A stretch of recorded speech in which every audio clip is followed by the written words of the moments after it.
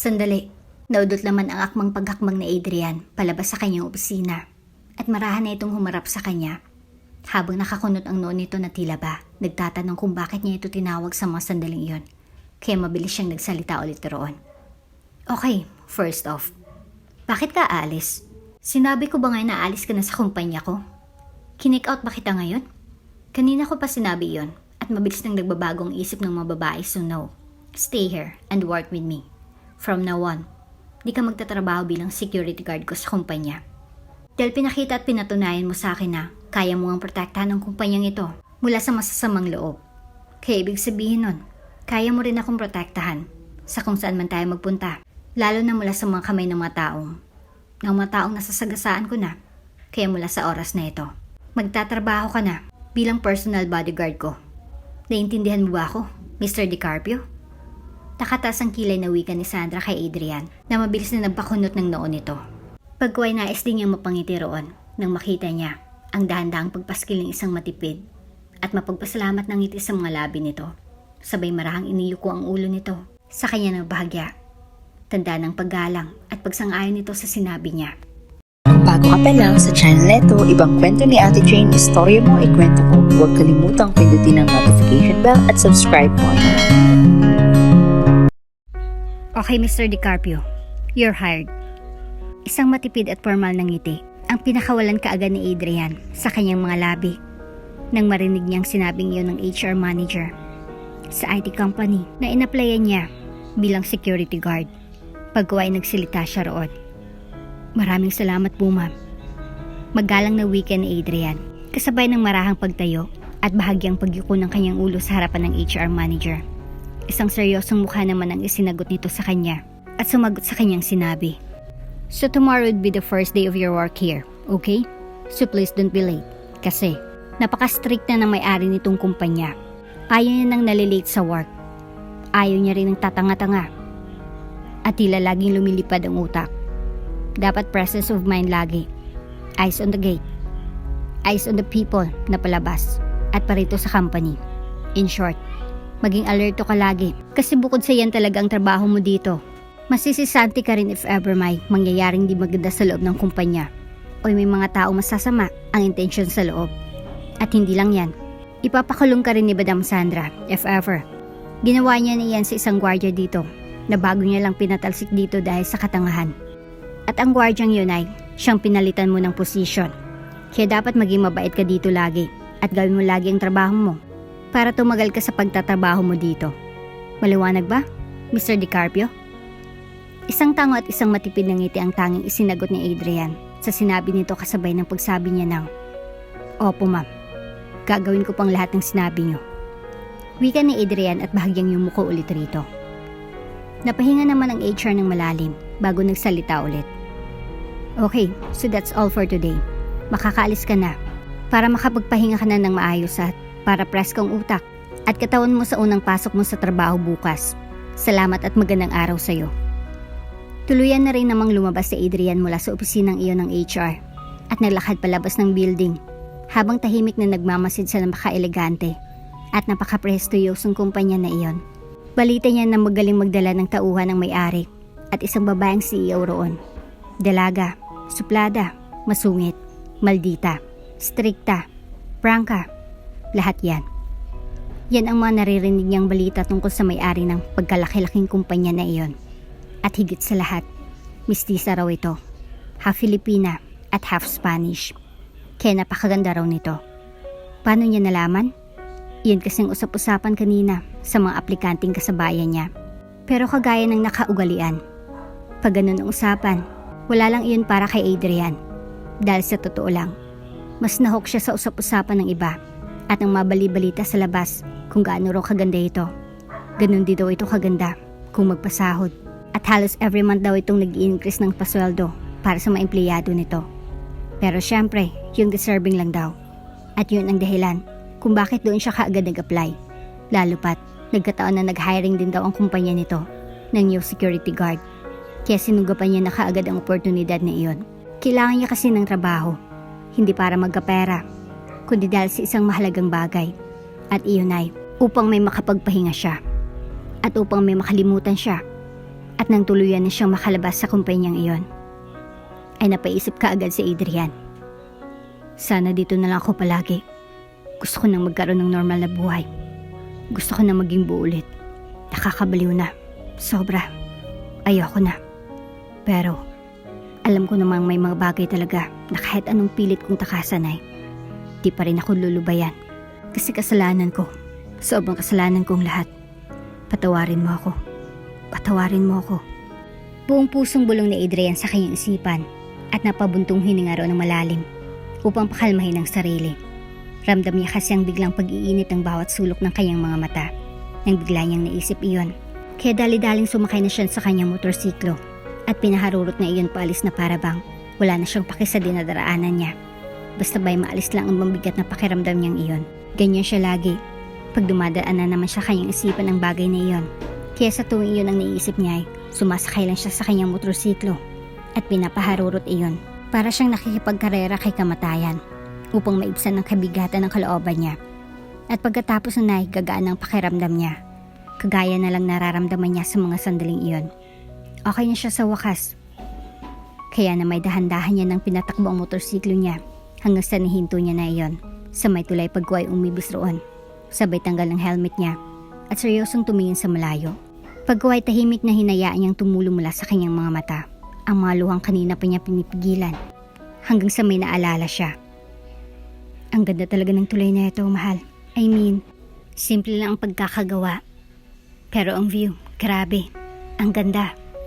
At ang malamig na hangin na humampas sa mga balat natin dito ay sobrang nakapagpakalma sa ating isipan at damdamin. Yun bang kapag galit ka? O ako? O di kaya'y malungkot ka? O ako? Ay nawawala lahat pag nandito ka. Papahangin ka lang.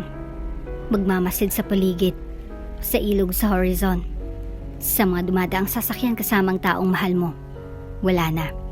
Mawawala na yung lungkot mo. Tulad na lang ng nararamdaman kong lungkot kanina. Na unti-unti nang nawala ngayon. Dahan-dahan namang nawala ang matamis na ngiti sa mga labi ni Adrian sa huling mga salitang binitawan ng kanyang kasintahan na si Yuri. 5 taon na sila nito at masasabi ni Adrian na napakaswerte niya rito. Bukod kasi sa pagkaganda-gandang mukha ay meron din itong pagkaganda-gandang kalooban. Pero kasamang palad, masasabi ni Adrian na ito yatang hindi swerte sa kanya. Sa pakiramdam niya ay nasa peligro lagi ang buhay nito sa loob ng 5 taon na relasyon nila. At kahit na alam nito ang trabaho niya ay pinili pa rin ito na manatili sa kanyang tabi. Pinili pa rin itong maging masaya kasama siya. Kaya grabe yung guilt na nararamdaman niya kasi hanggang sa mga sandaling iyon ay hindi niya pa rin ito kayang bigyan ng matiwasay na relasyon. Yung walang kaba, yung walang takot. Ayaw niyang madamay ito kasi mahal na mahal niyang nobya. Sobra pa sa buhay niya.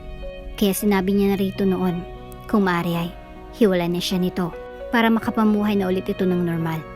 Pero matapang nitong sinabi sa kanya na mas takot pa raw itong mawala siya sa piling nito.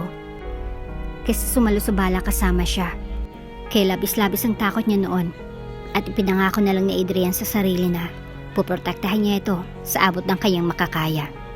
Pinakatitigan na lang ni Adrian ang kasintahan ng mabuti sa mga sandaling iyon.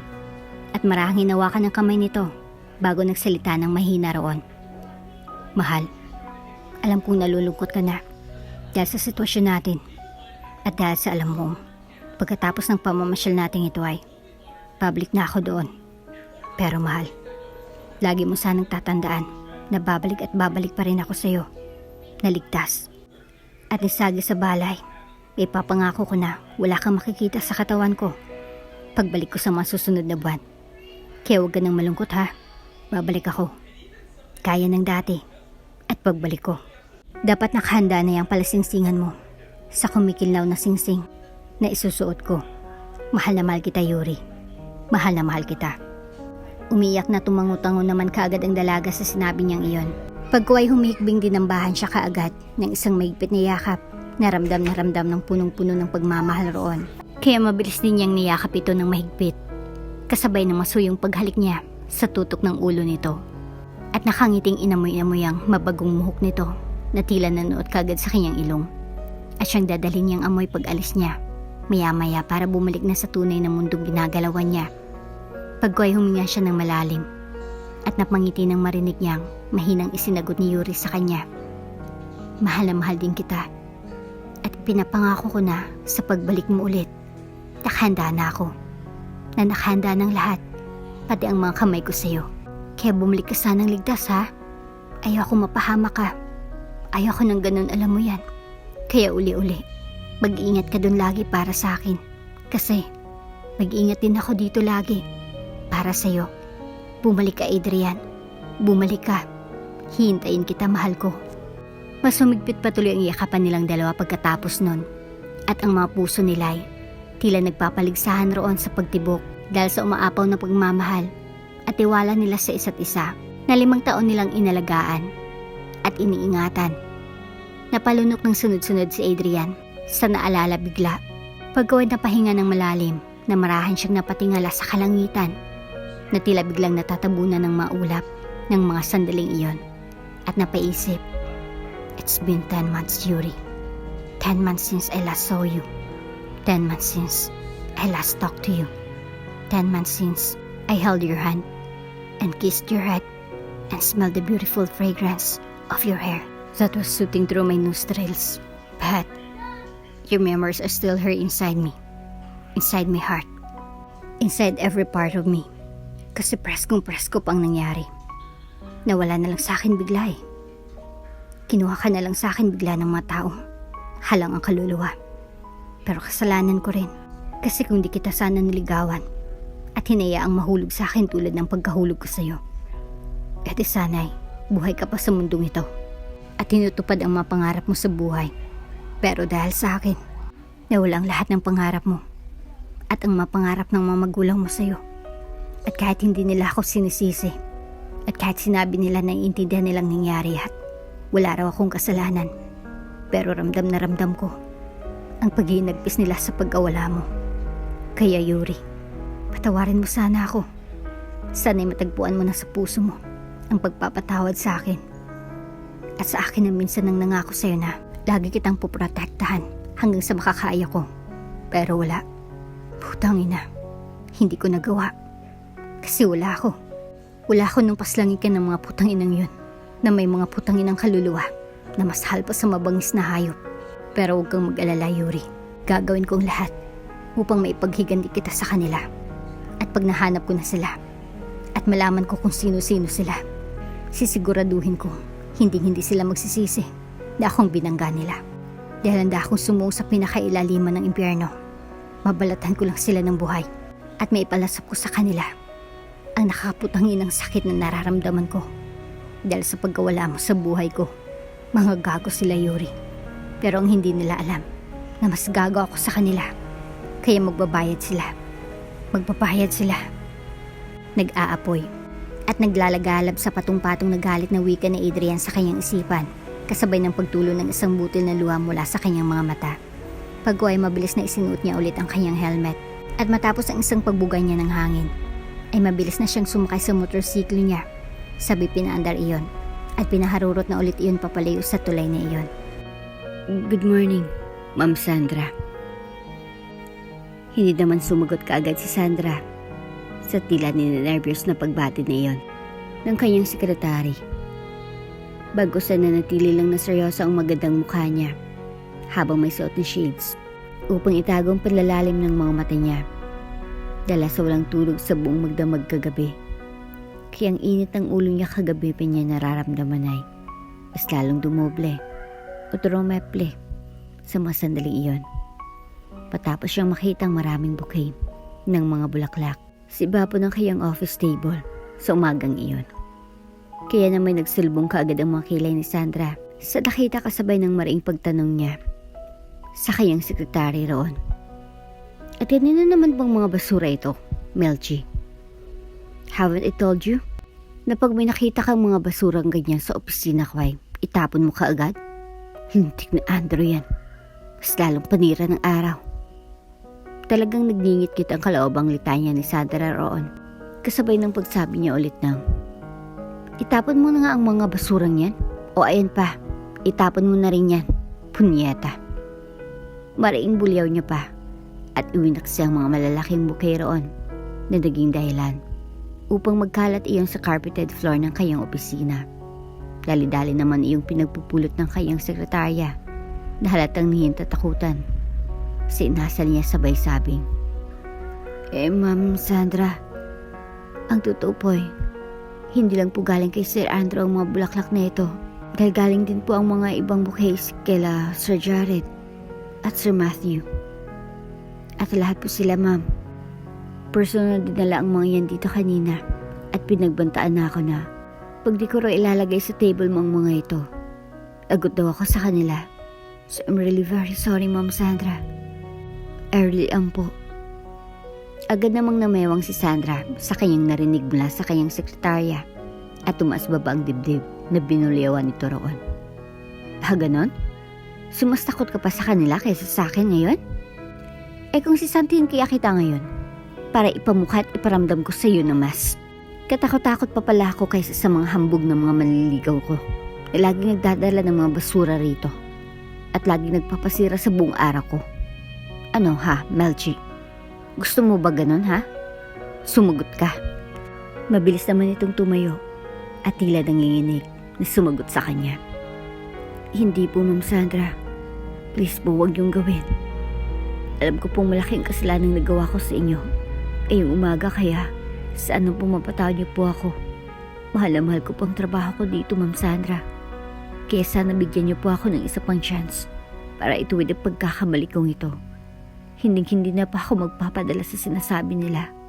Ma'am, promise po. Hindi na po talaga, Ma'am Sandra. Umiiyak ng pakiusap nito kay Sandra at ilang sandali pa'y humagulol na ito roon. Napataas naman kaagad ang isang kilay ni Sandra sa nakitang ayos ng kayang sekretarya roon.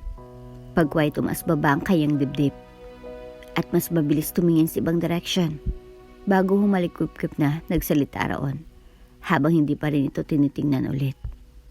Okay, I'll give you a second chance this time. Pero pag naulit pang pangyayaring ito, hindi na ako magdadalawang isip na ipatalsik ka sa trabaho.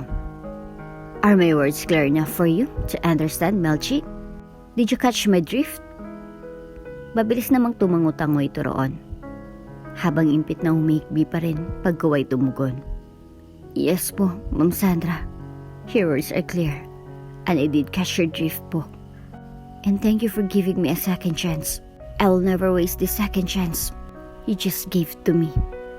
Tiningnan naman Sandra ang kanyang sekretarya sa wakas at nakita niyang nakayuko lang ito roon habang yakap-yakap sa dibdib nito ang mapumpo ng mga bulaklak na iyon na mas lalong sumira sa umaga niya. Pero ganun pa man ay napabuntong hininga lang si Sandra roon at sa pagkakataong iyon ay medyo kalmado ng boses niya na nagsalita ulit. Good. In that case, you can start doing your job now. Pumunta ka na sa table mo ngayon din. And please, ayusin mo din ang sarili mo. Para kang aping-api talaga sa itsura mo Where in fact, pinagalitan lang naman at binuliawan lang din naman kita sa kasalanan mo. Now, fix yourself and go to your office table. And after that, tell my appointments for today. Sinunod naman nito kaagad ang inutos ni Sandra. Pagway sinabi na nito sa kanya ang mga appointments niya sa araw na iyon. Kaya pabuntong hiningang ipinaikot na lang ni Sandra ang kanyang recliner habang bumuntong hininga roon upang mawala ang stress niya. Stress na nga siya kagabi dahil sa sinabi ng kanyang Tito Edmond na manghihiram na naman ito ng bagong pangkapital nito sa bagong itatayo nitong negosyo. Dahil bumagsak ang unang negosyo nito na siya rin ang bigay ng pangkapital at sa kasamang palad ay hindi pa nito iyon nabayaran. Tapos mangungutang na naman ito. Tapos ang nakakapagpa-stress pa sa kanya lalo ay ang pagsasabi nito sa kanya na wala raw siyang utang na loob sa pag-aalaga nito sa kanya magmula nang mawala ang mga magulang niya sa mundo. Yun laging sinasabi nito pagsasabihin niyang wala pa siyang pera na ipapahiram rito dahil gagamitin niya pa iyon sa kumpanya niya. Pinapamukha nito sa kanya na dapat niya itong pautangin kahit anong mangyari. At kailangan niya itong unahin dahil malaking naitulong nito sa kanya.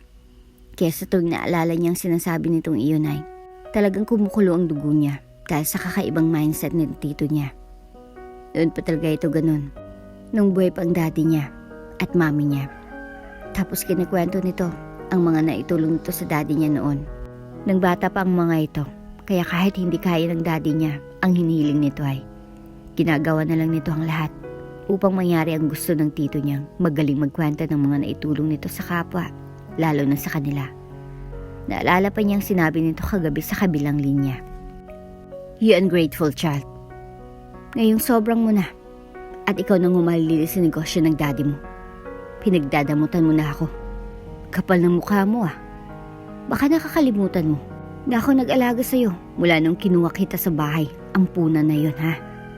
At naroon kasi ang akala nila na wala ka nang mapupuntang kamag-anak kasi nga nagpakalayo-layo kayo ng mga magulang mo dahil ayaw madami ng magulong mundo ng lola mo sa negosyo.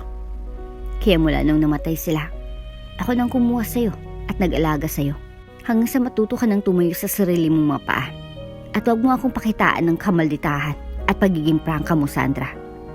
Dahil baka nakakalimutan mo. Sa bloodline namin yan ng daddy mo na mana. Kaya yung ugali mo yan, ugali ko din yan. Kaya kung anong ikinakamaldita mo, yan din kinakamaldito ko.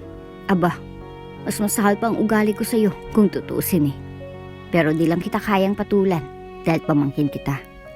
Kaya kalmahin mong pagiging madamot mo ha. Kasi nakakapika ka minsan. Kaya 30 milyon lang ang hinihiling ko sa'yo. Pinagdadamot mo pa? Bakit ha? Dahil ba di ko nabayaran ang unang utang ko sa'yo? Aba hoy Sandra, baka nakakalimutan mo na hindi nababayaran ng salipi ang utang na loob. Aba, kaya bakit ko babayaran yun eh? Kulang pa yung kabayaran sa pag-alaga ko sa'yo noon. Kaya ikaw Sandra, pautangin mo na ako. Hintayin ko yan sa loob ng 3 araw. At pag yan dumating sa akin sa loob ng 3 araw ha, malilintikan ka talaga sa akin Sandra. Ipapahiya talaga kita sa angka natin. Sasabihin ko, madamot ka. Namana ka sa daddy mong madamot na hindi mo lang ako binigyan ng kayamanan. Nikatiting sa kayamanan sa pamilya nyo. Binigay niya halos lahat sa'yo. At ang buwisit, 10 milyon lang ang binigay sa akin na mana. Aba, anong gagawin ko sa 10 milyon na yan, Aber? Malaking tulong na ba yan sa akin? Isang gabi ko lang yan sa kasino ah. Kaya ayun, naubos ka agad. Imbis na pinusta ko yun para manalo. At magkaroon ako ng instant negosyo. Dahil di mo ako pinapautang o binibigyan. Natalo. Kaya ito. At lumapit na ulit ako sa'yo. Kaya ngayon pag di mo pa rin ako bibigyan, ipapahiya ko talaga yung kasamaan ng ugali mo sa ating angkan. Kaya umayos ka na Sandra. Tandaan mo yan. Umayos ka na. At pagkasabi nito Nay, susuray-suray na naglakad na ito palabas ng kanyang mansyon. At dahil ayaw niyang sagot-sagutin ito roon, dahil ayaw niyang masirang pangako niya sa kanyang ama. Isang araw bago ito namatay kasama ang kanyang ina, na hinding-hindi na siya sasagot-sagot sa tito niya, kahit ano pang mangyari ay. Tumaas baba lamang ang dibdib ni Sandra sa labis-labis na inis rito. Dahil oo nga't, itong nag-alaga sa kanya noon. Ang kumukup sa kanya, matapos siya nitong bawiin mula sa orphanage na iyon. Pero araw-araw naman ito nanghihingi ng pera sa kanya. Kaya kahit labag sa kalooban niya, nagsasabi na lang siya sa family lawyer nila na magwi-withdraw siya ng pera na pamana sa kanya ng mommy at daddy niya.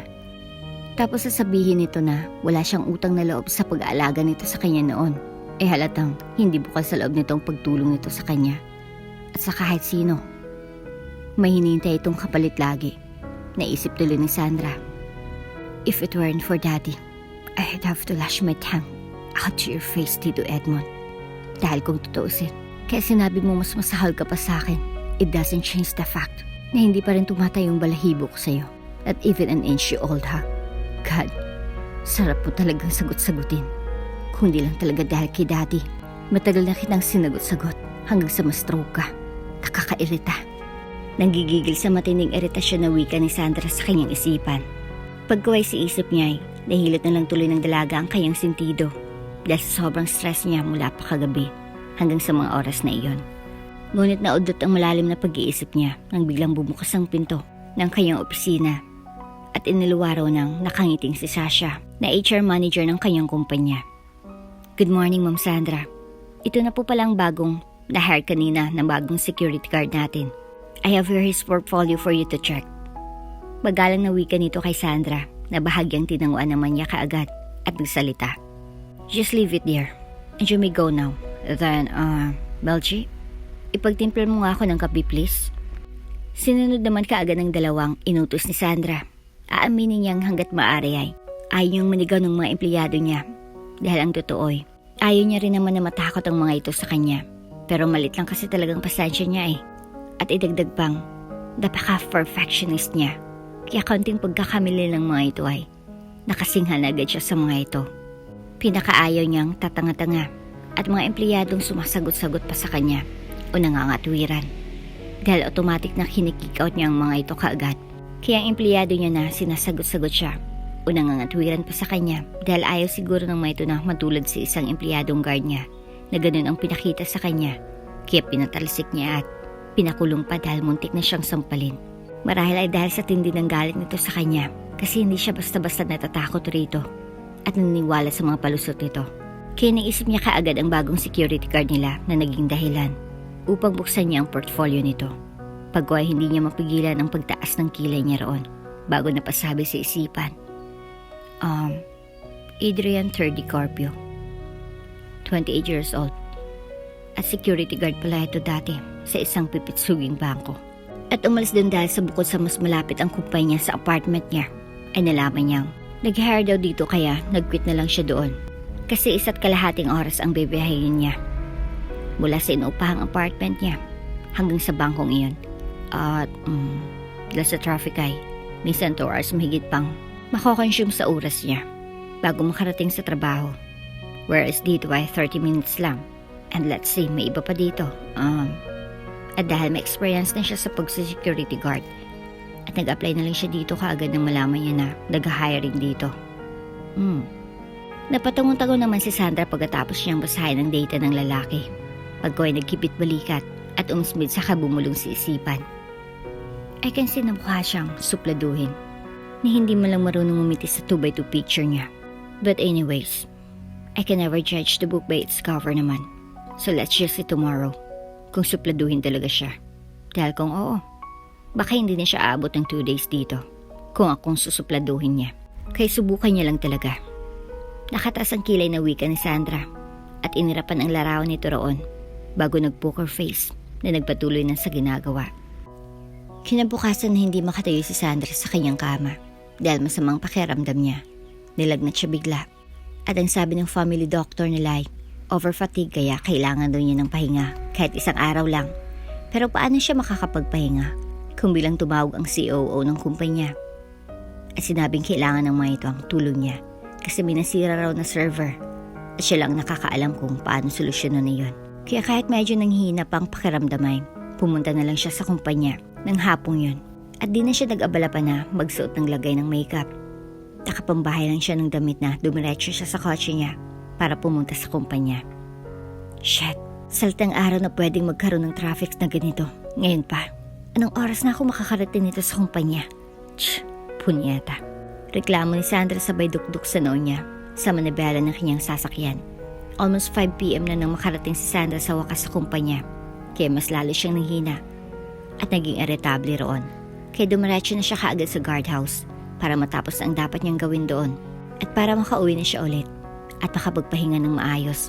Pero imbis na pagbukas siya ng bagong gwardiya roon, matapos siyang bumaba sa kanyang kotse ay nagpantikan patuloy ang mga tenga niya dahil sa kalmado ngunit medyo mariin na sinabi nito.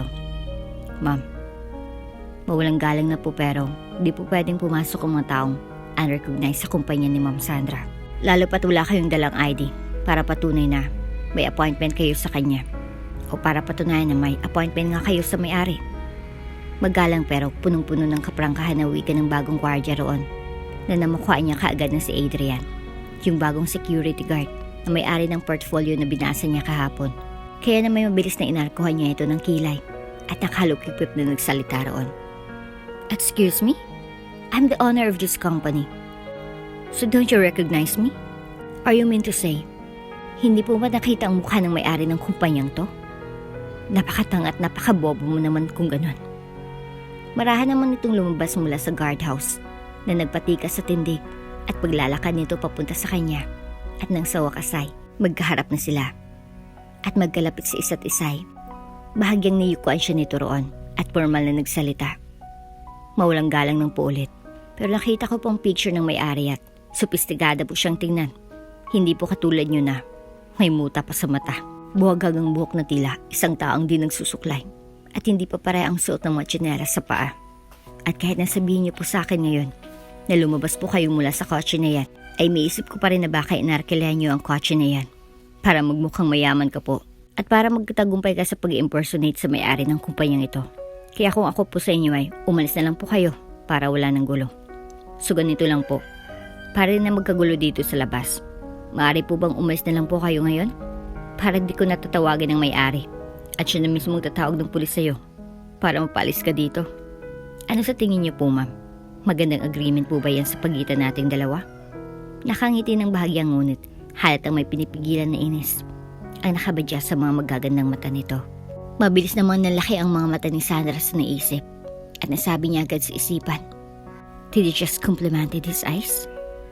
Di makapaniwalang tanong ni Sandra sa isipan pagkuway mabilis na pinalis yun mula sa loob ng kanyang utak. Naiinis siya sa kanyang sarili dahil sa dami ng pwede niyang isipin habang nakatingin sa mukha nito ay yun pang mga mata nito ang una niyang napansin. Ngunit ang utak niya ay tila nananadya na talaga sa pagtanong sa pagkakataong iyon dahil agad itong tila nanunudyong sa kanya sa pagtanong roon ng, "Talaga Sandra? Mata lang talagang bagong gwardya ang una mong napansin sa kanya? O ang nakakatulala saglit na kagupuhan niya?" Tudyo ng isipan ng dalaga na talagang nais magpakurap-kurap sa kanya habang nakaharap pa rin rito. Ngunit saglit lang pagkatulalang iyon ni Sandra dahil segundo lamang ang lumipas at mabilis nagbago ang mood niya dahil automatikong mas umiral sa kanyang pride niya at ang kagustuhan niyang ayaw ipahalata rito na saglit siyang natulala sa malapitang pagharap nila rito.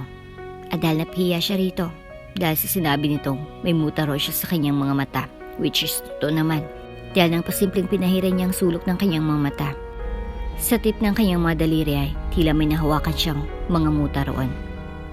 Ang sinabi nitong wala siyang kruklay ay totoo rin lalo na suot niya ang mga tsinelas sa paa na hindi niya namalayang hindi pala magkapares dahil sa pagmamadali niya kanina at dahil sa sobrang panghihina ng katawan niya. Kaya na may dahil sa labis-labis na kahiyan na nahilamos mula sa lalaki ngayon lang niya nakita at nakilala. At isang naging security guard pa niya ay tila bigla niyang naramdaman ang unti-unting pagtaas ng sungay niya rito.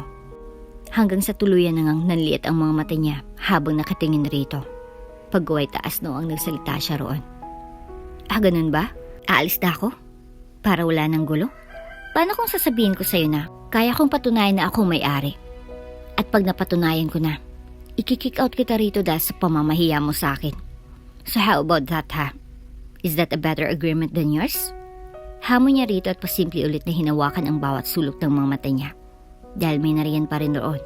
At sobrang nakakahiya yun. Kung ganun dahil nagtataray pa naman siya rito. Dahil hindi bagay sa pinakita niyang ugali nito roon. Kung makitaan pa siya nito ng mga mutas sa mga mata niya. Baka nga pagtawanan pa siya nito pag nagkataon eh. Kaya mabuti na yung handa. Napatikim na lang si Sandra sa tinahak ng kanyang isipan. At mas lalo pang pinataas ang kanyang noo. Habang nakipagsukatan ng tingin rito. At habang hinintay ang suot nito roon. Nakita naman ni Sandra ang pinakatitigan siya nitong mabuti. At sa wakas ay nagsalita na tila mas lalong nagpapabwesit sa kanya sa mga sandaling iyon. "Okay, ma'am. Unang-una po sa lahat, hindi ko po kayo pinapahiya dahil totoong may muta pa talaga kayo sa mga mata. Totoo rin pong buhag ang buhok nyo at higit sa lahat. Totoo rin pong hindi parehas ang tsinelas na suot nyo. Kaya nagsasabi lang po ako ng totoo. At pangalawa, sige po ma'am, handa po akong makick out agad-agad. Pag napatunayan nyo po sa akin na ikaw nga po talagang may-ari nitong kumpanya at hindi po kayo isang baliw na impostor lang. Dahil handang-handa na po akong tumawag sa mental hospital para kayo pa ay gumaling kung totoo man po ang hinala ko sa kondisyon nyo. Kaya sige po, patunayan nyo."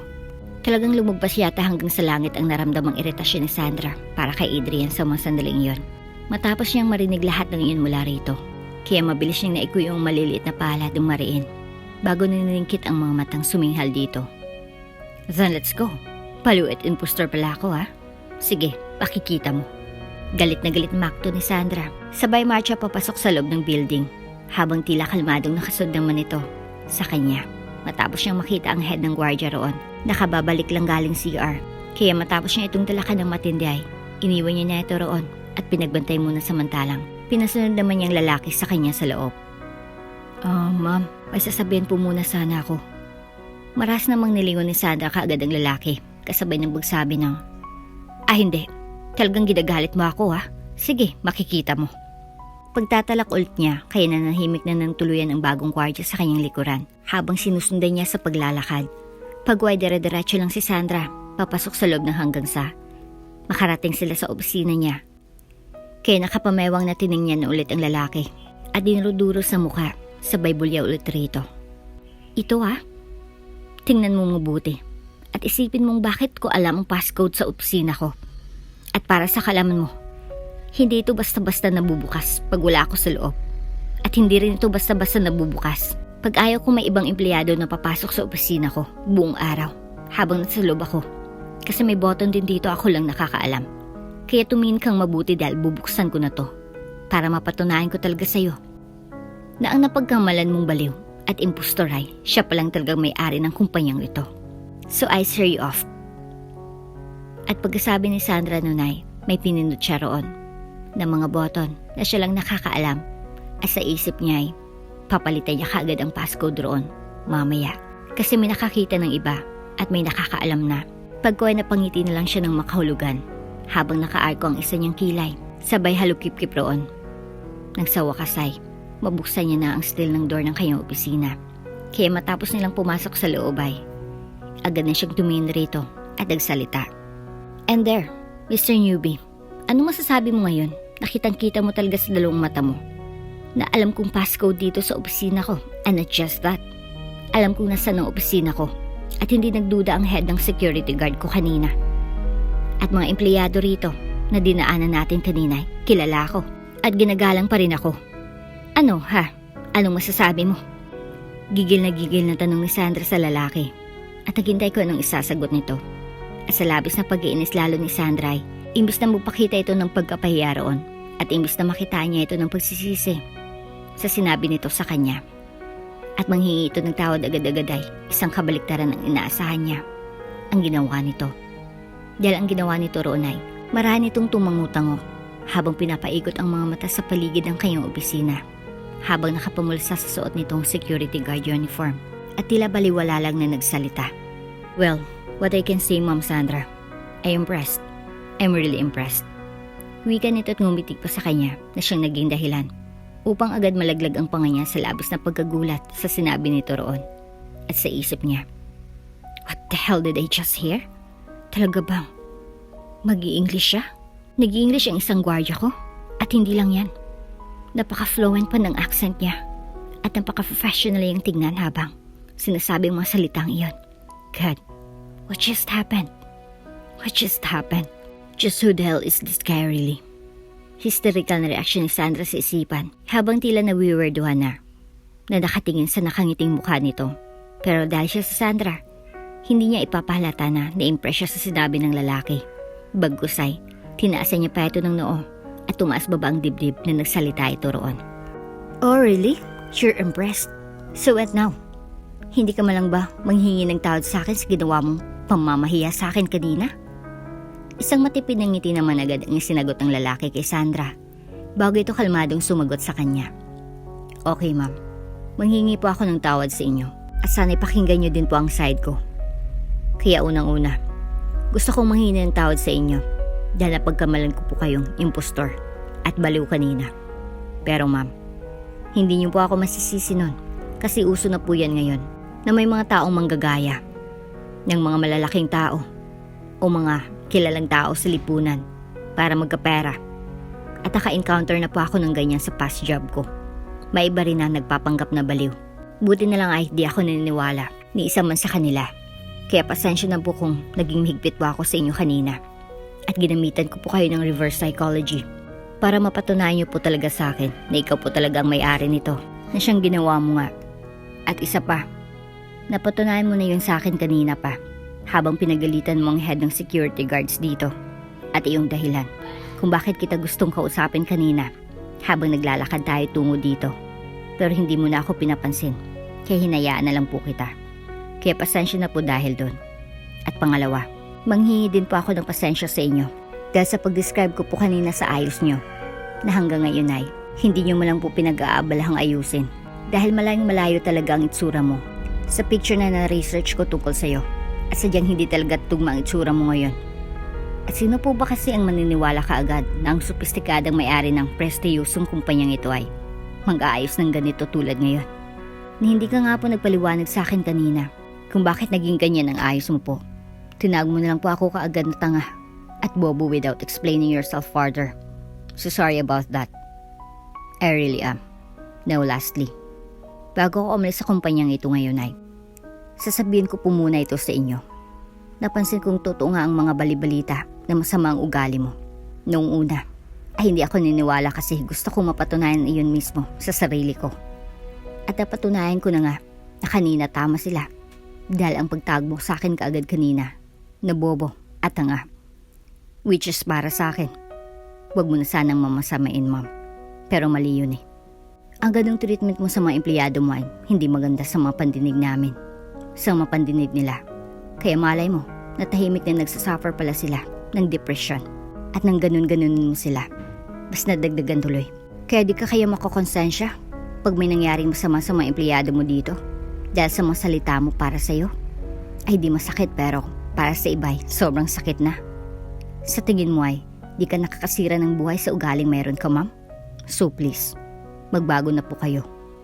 Kasi hindi lahat ng oras at panahon ay maintindihan ka nila. May mga araw din na baka magdilim ang mga paningin nila sa'yo. At pag-iisipan ka tuloy ng masama. Kaya bawas-bawasan nyo na po sanang ganyang ugali mo, ma'am. Huwag na po kayong ganyang magsalita. At huwag na po kayong singhal ng singhal kaagad. Na para bang nakikipagkarera kayo sa pataasan ng boses eh. Nasa harap nyo lang naman po ang kausap nyo. At isa pa, lahat naman ng bagay ay nadadaan sa mabuti at malulumanay na usapan. At itong sa akin ay advice lang po, ma'am Sandra, ha. Pero kung ayaw nyo pong sundin ay okay lang din naman. At least, nasabi ko nang sa kalooban ko na sa tingin ko makakapagpabago sa inyo sa buhay ninyo. Kaya salamat sa pakikinig nyo sa akin ngayon. At panghuli, paalam na po, ma'am Sandra. Ikinagagalak ko pa rin po kayong makilala. Wika ni Adrian at marahang tumalikod na habang nakapamulsa pa rin. Kaya naiwang napakurap-kurap na lang si Sandra roon habang bahagyang nakanganga sa lahat ng narinig niya mula rito. Pagkuhay ng sa wakas ay mahimasmasa na siya at nang madigest niya ng tuluyan sa buong sistema niya, ang nangyari ay mabilis na niyang nilunok ang pride niya at pulang-pula ang buong mukha niya sa kahiya na agad niya itong tinawag roon. Sandali. Naudot naman ang mang paghakbang nito palabas ng kanyang opisina at marahan na itong humarap sa kanya habang nakakunot ang noo nito na tila ba nagtatanong kung bakit niya ito tinawag sa mga sandaling iyon kaya mabilis na siyang nagsalita ulit roon. Okay, first off, bakit ka alis? Sinabi ko ba nga na alis ka na sa kumpanya ko? Kinik out ba kita ngayon? Kanina ko pa sinabi iyon at mabilis na nagbabago ang isip naming mga babae, so no. Stay here and work with me. From now on, di ka na magtatrabaho bilang security guard ko sa kumpanya dahil pinakita at pinatunayan mo sa akin na kaya mo nga protektahan ang kumpanyang ito mula sa mga masasamang loob. Kaya ibig sabihin nun, kaya mo rin akong protektahan sa kung saan man magpunta, lalo na sa mga kamay ng mga taong nasasagasaan ko na. Kaya mula sa araw na ito, magtatrabaho ka na bilang personal bodyguard ko. Naintindihan mo ba ako, Mr. DiCarpio? Nakataas ang kilay na wika ni Sandra kay Adrian na mabilis nagpakunot ng noon nito. Pagway nais din niyang mapangiti roon nang makita niyang dahan-dahang pagpaskil ng isang matipid at mapagpasalamat ng ngiti sa mga labi nito. Sabay marahang iniyuko ang ulo nito sa kanya nang bahagyang tanda ng paggalang at pagsang-ayon nito sa sinabi niya. Now your job as my personal bodyguard is to be with me 24/7. Kasi baka nga totoo ang sinabi mo na may nag-iisip na o baka may nag-iisip ng masama sa akin dahil sa pinapakita kong ugali sa kanya. At madalas pa ay mga lalaki sila. Mga former employees ko ang iba. At iba naman ay mga kalaban ko sa negosyo. Hindi naman sa natatakot ako sa kanila.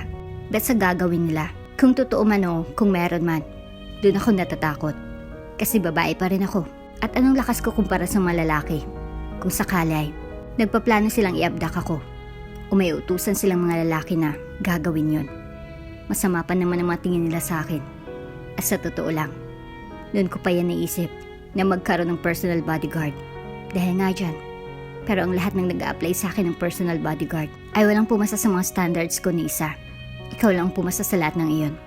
Kaya Mr. DiCarpio, no. Adrian na lang itatawag ko sa'yo para hindi masyadong formal kasi lagi pa naman tayo magsasama mula ngayon. So Adrian, gawin mo lang maayos ang trabaho mo, okay? And I will do my best too, na hindi ka pagtaasan ng boses. Kasi saka lang naman tataas ang boses ko. At saka lang ako makapagsalita ng masama pag nagagalit ako eh. Kaya huwag mo na akong galitin o inisin. Maliwanag ba? Be mindful of your words too. And don't worry, gagawin ko rin yun para maayos ang pagsasama nating dalawa bilang mag-amo. At yan din ang gagawin ko sa iba kong mga empleyado dito. Hindi dahil sa narealize kong tamang sinabi mo o yung advice mo, kundi dahil sa takot lang akong pag-isipan nga nila ng masama. Yun. At ayoko rin na mapakulong sila kasi gagastos pa ako ng malaki niyan. Kasi marami-rami pa naman sila na pinapakitaan ko ng bad side ko pag nagkakamali sila dito. So yun. Yun lang dahilan. And you should be believe that. You understand? Kunwari't pagtataray ni Sandra kay Adrian habang nag-uusap na sila. Nakaupo na siya sa recliner niya samantalang nakaupo naman ito sa upuan na nasa harap ng office niya. Nakita naman ni Sandra nang ngumiti ng makahulugan si Adrian sa kanya roon. Na tila gets nito agad ang talagang realize niyang tama ito na huwag tatuhin ng ganun ang mga empleyado niya. At gusto niya nang baguhin ang ugali niyang iyon. Pero nahihiya lang siyang isipin nito na sumaayon siya rito. Mataas pa din kasi ang pride niya kaya di niya iyon aaminin na sang-ayon siya sa advice nito sa kanya. Na naging masama nga siya sa mga empleyado niya. Tuloy naisip ni Sandra na bagay rito ang maging guidance counselor sa paaralan. Dahil magaling itong mag-advise. Nakakadala eh. Ayaw man niyang aminin iyon sa sarili niya. Nahinto lang ang malalim na iniisip niya roon nang marinig niyang salita na si Adrian roon. Opo ma'am, naintindihan ko po. At maraming salamat po dahil pinagkatiwalaan niyo ako kaagad. Kaya hindi ko sisirain ang tiwala niyo to sa akin. Wika nito at bahagyang iniyo ko ang ulo sa kanya habang wala nang kangiting-ngiting tumingin ng diretso sa mukha niya. Kaya na may napatikim kaagad ang dalaga dahil sa matiim na titig nitong iyon sa kanya. At pinatarayan na lamang na ekspresyon ng mukha niya para hindi nito nahalata ang pag-aasiwa niya bago tumugon na rito. Mabuti kung ganun. Kaya mamaya din mismo, pagkatapos kong ayusin ang sirang server dito ay aalis na tayo para kunin ang mga gamit mo sa kung saan ka man nakatira. Kasi mula sa araw na ito, doon ka na rin sa bahay ko titira para maging madali ang pagsama mo sa akin kung saan man ako magpunta at upang maging madali ang pagtawag ko sa'yo kung may mga emergencies. Maliwanag ba? Hindi naman agad nakaimik si Adrian sa sinabi ni Sandra rito. Pagkusay, pinakatitigan muna niya itong mabuti na tila ba binabasa ang buong mukha niya. Kung nagbibiro lang ba siya o ano, pagway mahina na itong nagsalita roon. Sige po ma'am, masusunod po. At dahil doon ay gustong mapangiti at magkibit balikat ni Sandra sa narinig niyang sagot ni Adrian. Ngunit hindi na lamang niya ipinahalata iyon rito at inasikaso ng dapat niyang gawin roon.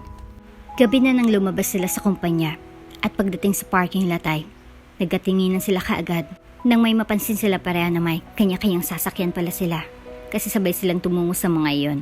Kaya nakita ni Sandra na biglang napangiti si Adrian nang matipid roon at nagsalita. Paano po yan ma'am? Ano pong desisyon niyo ngayon? Tila naaliw na tanong ni Adrian kay Sandra na naging dahilan upang hindi siya makatingin rito ng diretsyo. Dahil tila nakaramdam na naman siya ng kakaibang pag-aasiwa dahil sa ngiti nito ngayon na tila lalong nagpapagwapo rito. Mabilis na napaiwas tuloy siya ng tingin kay Adrian dahil sa naisip niyang iyon.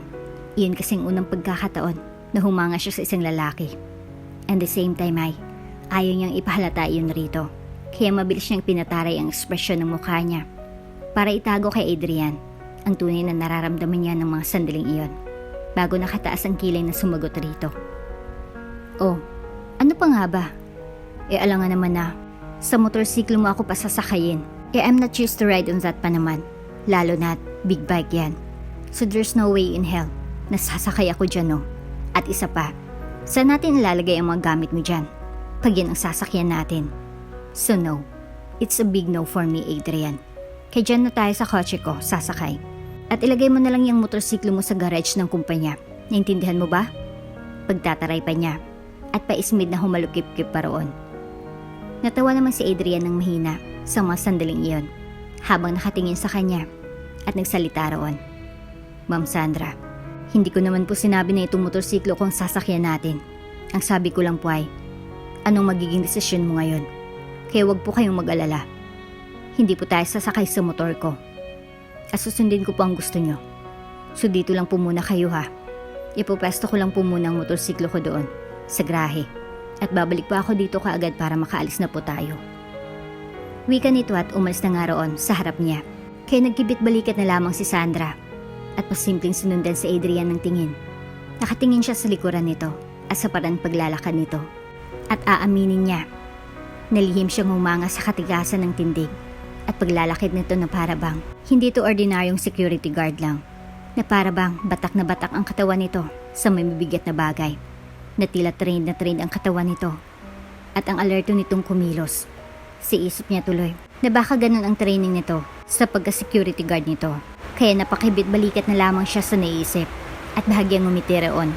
Pagkaway na patuwid na agad siya sa pagkakatayo nang makita niya na itong pabalik sa kinaroroonan niya habang may matipid na ngiti sa mga labi nito roon.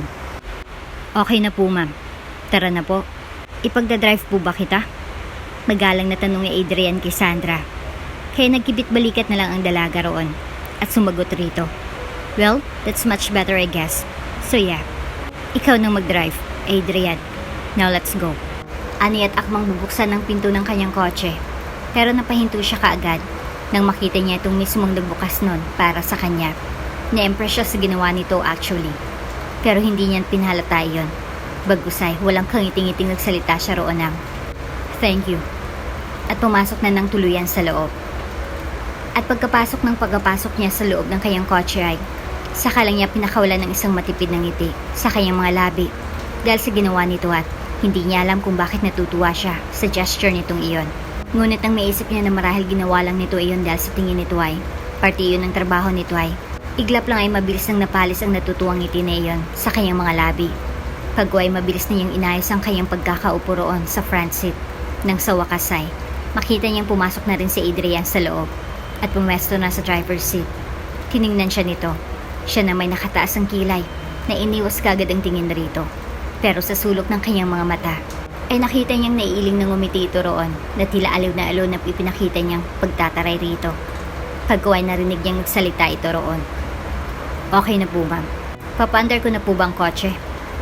Tumango naman kaagad si Sandra sa tanong nito at matapos tumikim roon ay sumagot na rin kaagad habang ang mga matay seryosong nakatingin sa daan sa labas. Yes please. Let's go. At iyon ang hinintay nito bago nito tahimik na pinandar ang kotse, saka umalis na sila roon. Now, this is going to be your new home. Feel at home here, okay? Ang mapagkain dito. Pagkain nating lahat. You know I may not be streaking your eyes. And heartless boss, but there are many things about me that you still don't know. And one thing there is, kung anong kinakain ko, yan din ang kinakain ng matauhan ko. Ay akong iniiba ang pagkain mula sa akin. Gusto ko patas ang lahat. Kaya lang, perfectionist ako. Ayoko nang tatanga-tanga. At gusto ko perfect ang ginawa ng mga utos ko. At pag yan pinagbawal ko, dapat sundin talaga yan. Dahil pag hindi, kukulo talaga ang dugo ko bigla. Pinaalam ko na yan sa'yo, para alam mo nang dapat mong gawin. But oh well, alam mo naman ang dapat.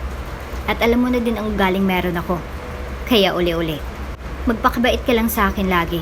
At wag mo lang suwayin ang utos ko. And I will do my part as your boss na makakasama mo 24/7. Anytime, anywhere.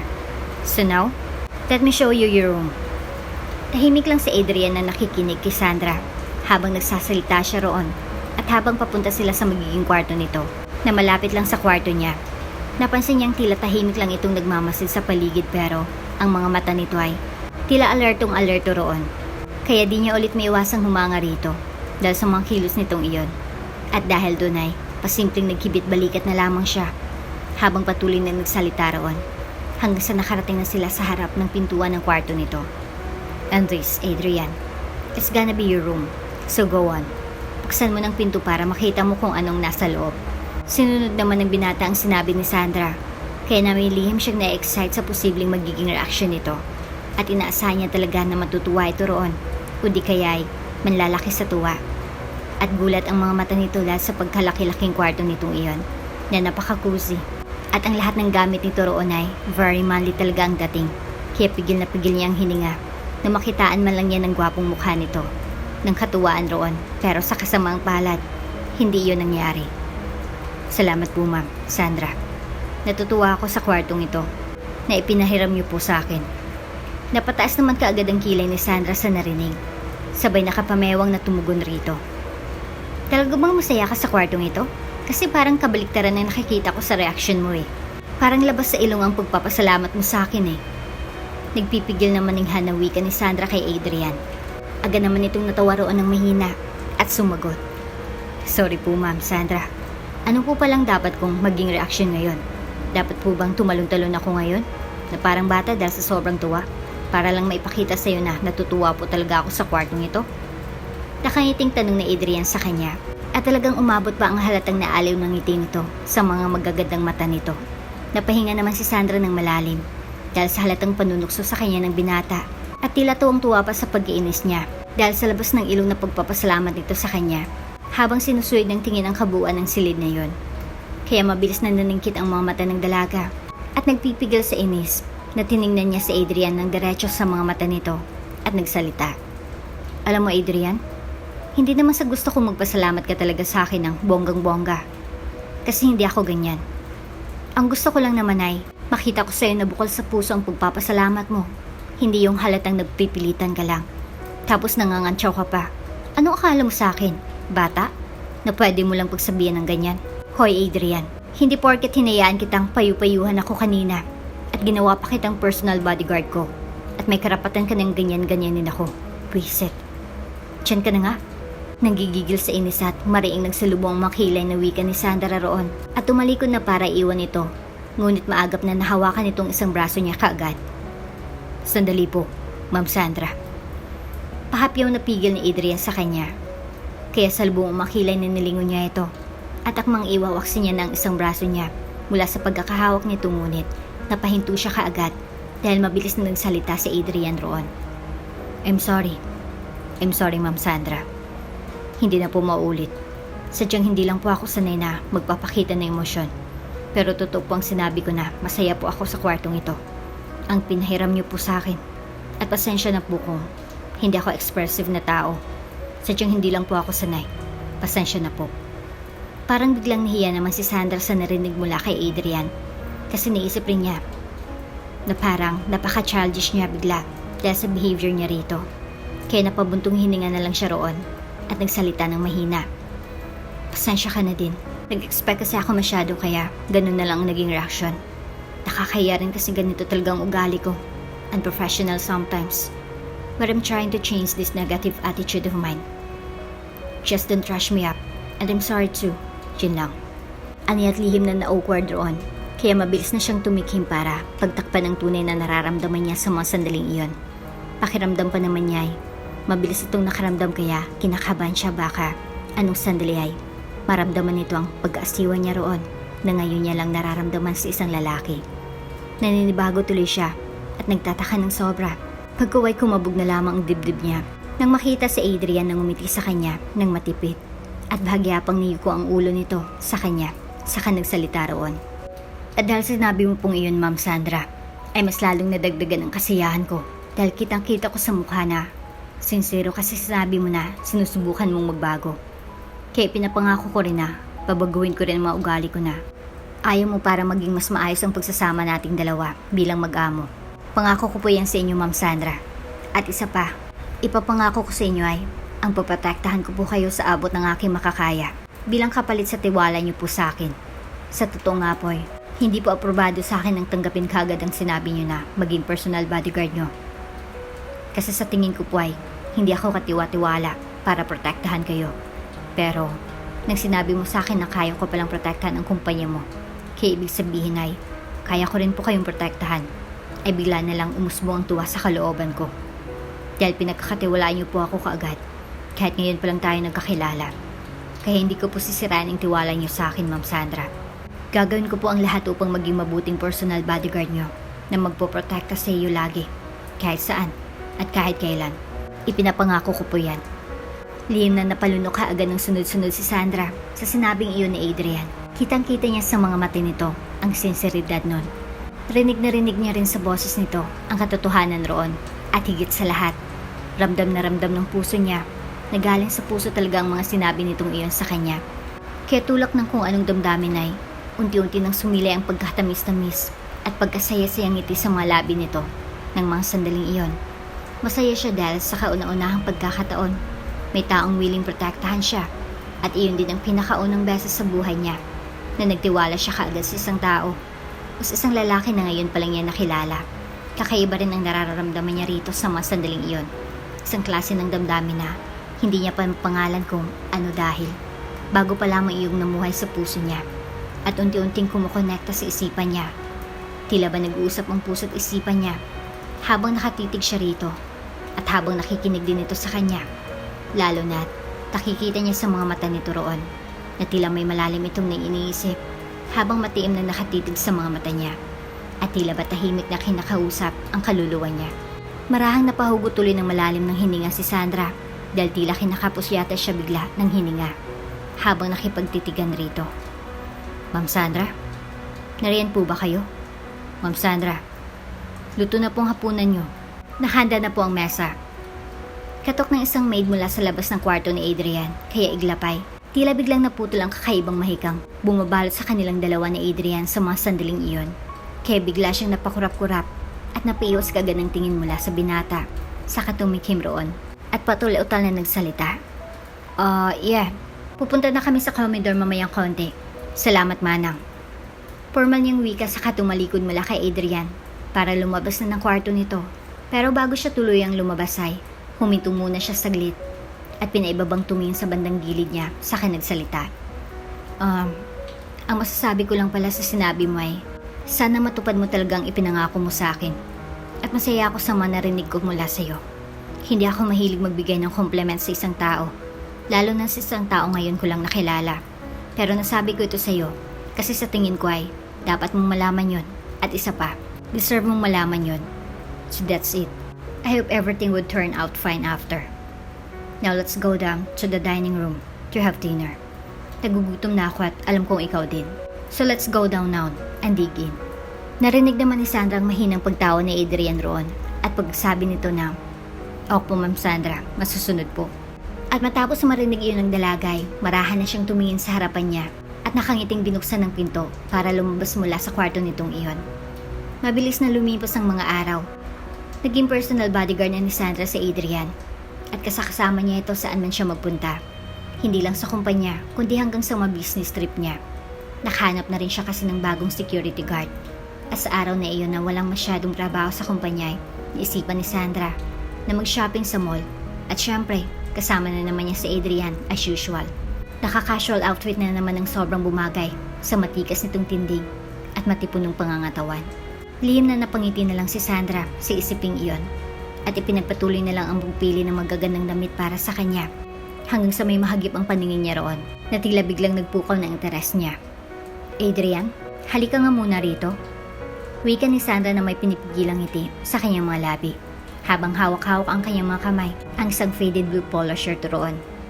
Sa tingin niya ay bagay na bagay kay Adrian. Pag isusuot niya ito iyon, mas lalo tuloy siyang nagpigil ng ngiti sa kanyang malabi dahil doon. Mabilis namang lumapit si Adrian sa kanya at nagtanong roon, "Bakit po, ma'am?" Tumikim naman kaagad ang dalaga at pilit na pinaseryosong ekspresyon ng kanyang mukha bago hinarap rito. At walang sabi-sabing isinukat sa katawan nito ang polo na iyon. "Sinasabi ko na nga ba, bagay ito sa iyo eh. Pero mas maganda kung isusukat mo ito sa fitting room. Kaya bilis na, isukat mo na para mabili ko para sa iyo. At huwag kang mag-alala, hintayin kita sa labas. Hindi ako lalayo sa iyo." Agad naman nalaki bahagi ang mga mata ni Adrian at mabilis na kumunot ang noo nito roon. Sabay sabing, "Po? Naku, wag na po, ma'am. Marami pa po akong mga damit na di pa nasusuot. At saka isa pa, bawal ka pong mawala sa paningin ko kahit saglit. Hindi po yan maganda. Dapat lagi kitang nakikita, Ma'am Sandra." Napaikot naman kaagad ni Sandra ang kanyang mga mata paitaas. Sabay humalukip-kip roon at nagsalita, "Ano ka ba? Saglit lang naman eh. Huwag nang matigas ang ulo mo at pumasok ka na sa fitting room. Natawa naman kaagad si Adrian ng mahina sa kanyang sinabi at tila naaliw na nakangiting sinagot siya. Ma'am Sandra, kayo po yatang matigas ang ulo eh. Malumanay na wika nito at ngumiti na matamis sa kanya. Kaya napaismid na lang ang dalaga roon at hindi pa rin nagpapatalo rito. Sabing saglit lang naman eh. Tapos doon lang ako sa labas ng fitting room at maghihintay sa'yo doon. At isa pa, pag may nararamdaman akong kakaiba o panganib, tatawagan naman kita kaagad eh.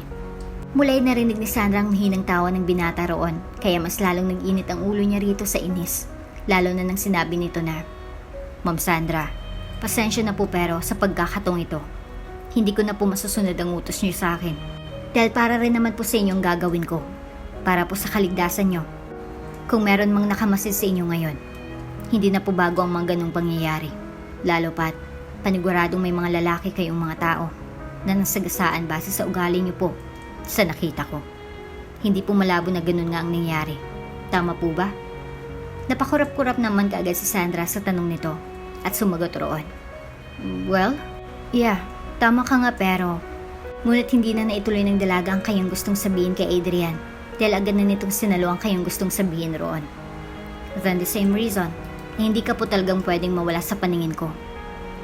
Kasi baka noon, swerte ka lang. Pero ngayon baka, basta po. Ma'am Sandra, pasensya na po kayo pero hindi ko po masusunod ang gusto niyo pong mangyari ngayon. Dito lang po ako sa tabi niyo. Mabuti na yung lagi po kitang nakikita kaysa malingatan po kita ng tingin kahit ilang segundo lang. Napahinga na lang ng hangin si Sandra dahil talagang umaapaw ng matinding inis niya para kay Adrian. Pakiramdam niya ay talagang ginagalit siya nito pero hindi niya ipinapahalata yun rito. Nainis na siya dahil nangako na siya rito na magbabago na talaga siya. At kahit gustong-gusto niya na itong bulyawan nito, dahil ayaw nitong sundin ang utos niya, ay pinili na lang niyang kumalma at kusapin itong maayos. Kaya huminga na lang siya ng malalim sa mga sandaling iyon at pilit na nagpaskil ng isang ngiti sa mga labi nito saka nagsalita roon. Adrian? Ano kasi, gusto ko lang makita sa actual kung bagay pa talaga sa yung polo na ito. Kasi gaya nga ng sabi ko, bibilhin ko yan para sa'yo.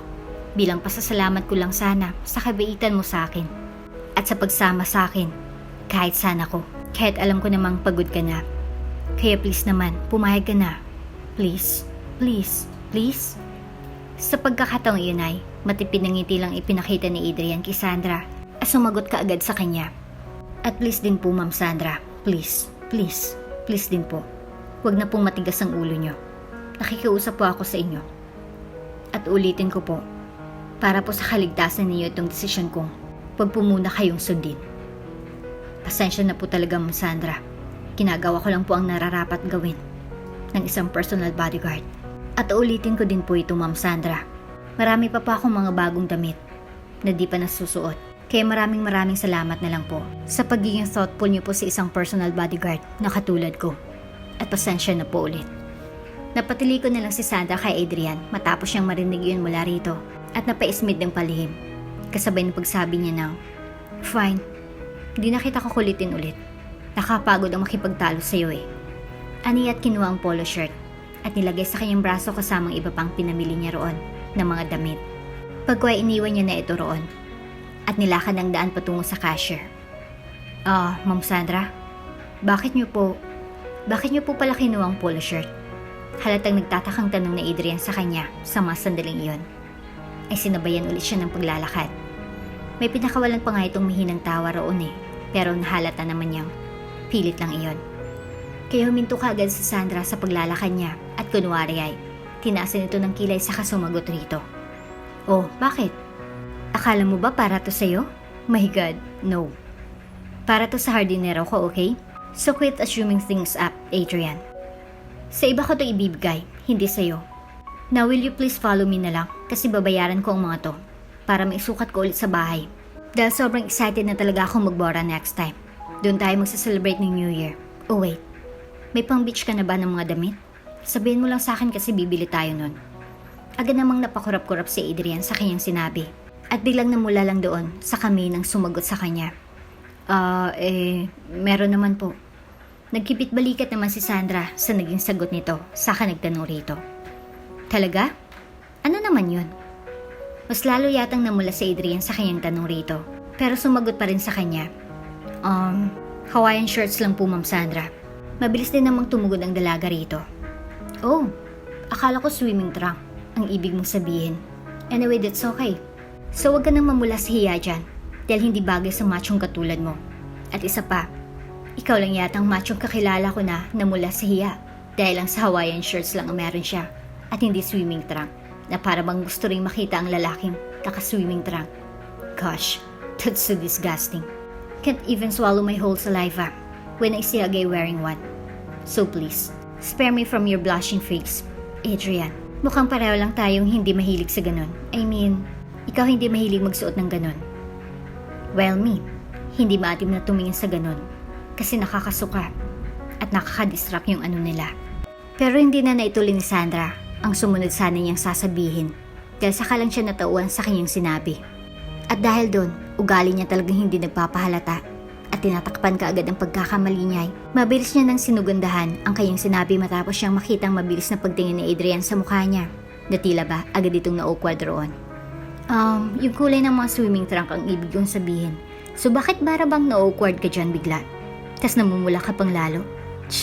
So kumalma ka na at ibalik mo na sa dating kulay ang mukha mo kasi naalibadbaran ako sa'yo. Iiling-iling na wika ni Sandra roon at mabilis nang iniwan ito roon dahil sobrang lakas ng tibok ng puso niya dahil sa kaba. Paano ba naman kasi? Hiyang-hiya siya sa mga salitang lumabas mula sa bibig niya. Minsan kasi talagang bibig niya ay nagpapahamak sa kanya. Minsan kasi ay madaldal talaga siya lalo na sa mga taong bagaan sa kalooban niya kasama. Tulad ni Adrian, yun tuloy ang nangyari. Muntik na siyang mapahiya rito. Mukhang nagets pa naman ito kaagad ang kanyang sinabi kasi agad itong namula roon lalo. Such an annoying moment for me. Reklamo ni Sandra sa kanyang isipan. Sabay lapag ng mga pinamili niya sa cashier roon. Napabuntong hininga na lamang ang dalaga pagkatapos. Pero mabilis din siyang nagtaas ng tingin sa mukha ng cashier. Matapos siyang bayaran ang mga pinamili niyang makita niyang impit na nagtilian. At tila kinikilig na nagbulungan ito at ang mga kasama nitong cashier roon. Oh my God, sis. Ang gwapo niya. Lapitan mo, sis. At kunwari, i-assist mo. Tapos tanungin mong pangalan, dali. Namilipit sa kilig ng wika ng isang cashier roon. Kaya pasimple din siyang tumingin sa tinitingnan ng mga ito sa bandang likuran niya. At gusto na lang magtaas kaagad ng kilay ni Sandra dahil walang ibang lalaki roon sa di kalayuan sa kinatatayo niya kundi si Adrian lang. At malinaw na malinaw pa sa sikat ng araw nang binatang ang tinitingnan ng mga ito. Kaya na may mabilis niyang nginitian ng mga cashier na iyon at tumikim bago nagsalita. Excuse me, miss? Alam ko nga pala kung anong pangalan ng lalaking yun. Magkapanabay na naman nagsinghapan ng mga ito roon at curious na nagtanong sa kanya. Hala, OMG, talaga po? Kilala niyo po siya? Anong name niya? Gusto ko po talaga siyang makilala, ma'am. Mas ngumiti naman lalo ng peke si Sandra sa mga ito at sumagot agad ng, well, his name is Adrian III. Kaya kaagad impit na nagtilian ng mga ito at halos sabay ding nagtanong sa kanya ulit. Hello, oh my God, pati name niya, ang gwapo pakinggan. Bagay na bagay sa kanya. By the way, ma'am, paano niyo po nalaman ang pangalan niya? May connection po ba kayo sa kanya? At dahil sa tanong na iyon ay, mas lalong nadagdagan ang kapilya ni Sandra sa mga sandaling iyon at taas nung sumagot kaagad sa mga ito. But of course, he's my husband and I'm his wife. At gaya ng inaasahan, ay nalagdag kaagad ang mga panga ng mga ito sa isinagot niya. Kaya dahil gusto niya pang pagtripan ng mga ito dahil sa kalindian at kaoihan ay, itinas niya pa ang kanyang kamay sa kanakangiting imuwestro ang kamay niya kay Adrian habang nagsalita roon ng, hey, come here. At nang makalapit na nga si Adrian sa kanya ay, mabilis siyang nagsabi rito ng, ikaw na magdala ng mga ito. Masakit na kamay ko eh. Please, honey. Halatang nagulat si Adrian sa pagtawag niya ng honey. Pagguay, pinakititigan siyang mabuti nito. Parang napantastiko ang niya ito sa panlalamig ng boses niya roon eh. Pero nang sa wakas ay, nag-gets na nga nito ang ibig niyang mangyari. Ay walang pagdadalawang isip na sinakyan din nito ang trip niyang iyon. But of course, honey, para saan ba't naging asawa mo ako? Ikaw naman kasi. Sinabihan na kita kanina na ako nang magdadala ng mga ito. But you insisted na ikaw nang magdadala. You really are so stubborn sometimes. But I love you all the time. So don't worry, honey. Ako nang bahala sa mga ito. I got your back as always. And forever. Malambing na wika ni Adrian kay Sandra. Sabay masuyong pinisal ang maliit at malambot na baba niya bago kinuha ang mga pinamili niya roon. At tila wala lang inakbayan siya hanggang sa lumabas sila ng mall Dahil pakiramdam nila ay nakasunod pa rin ang mga mata ng mga ito sa kanila.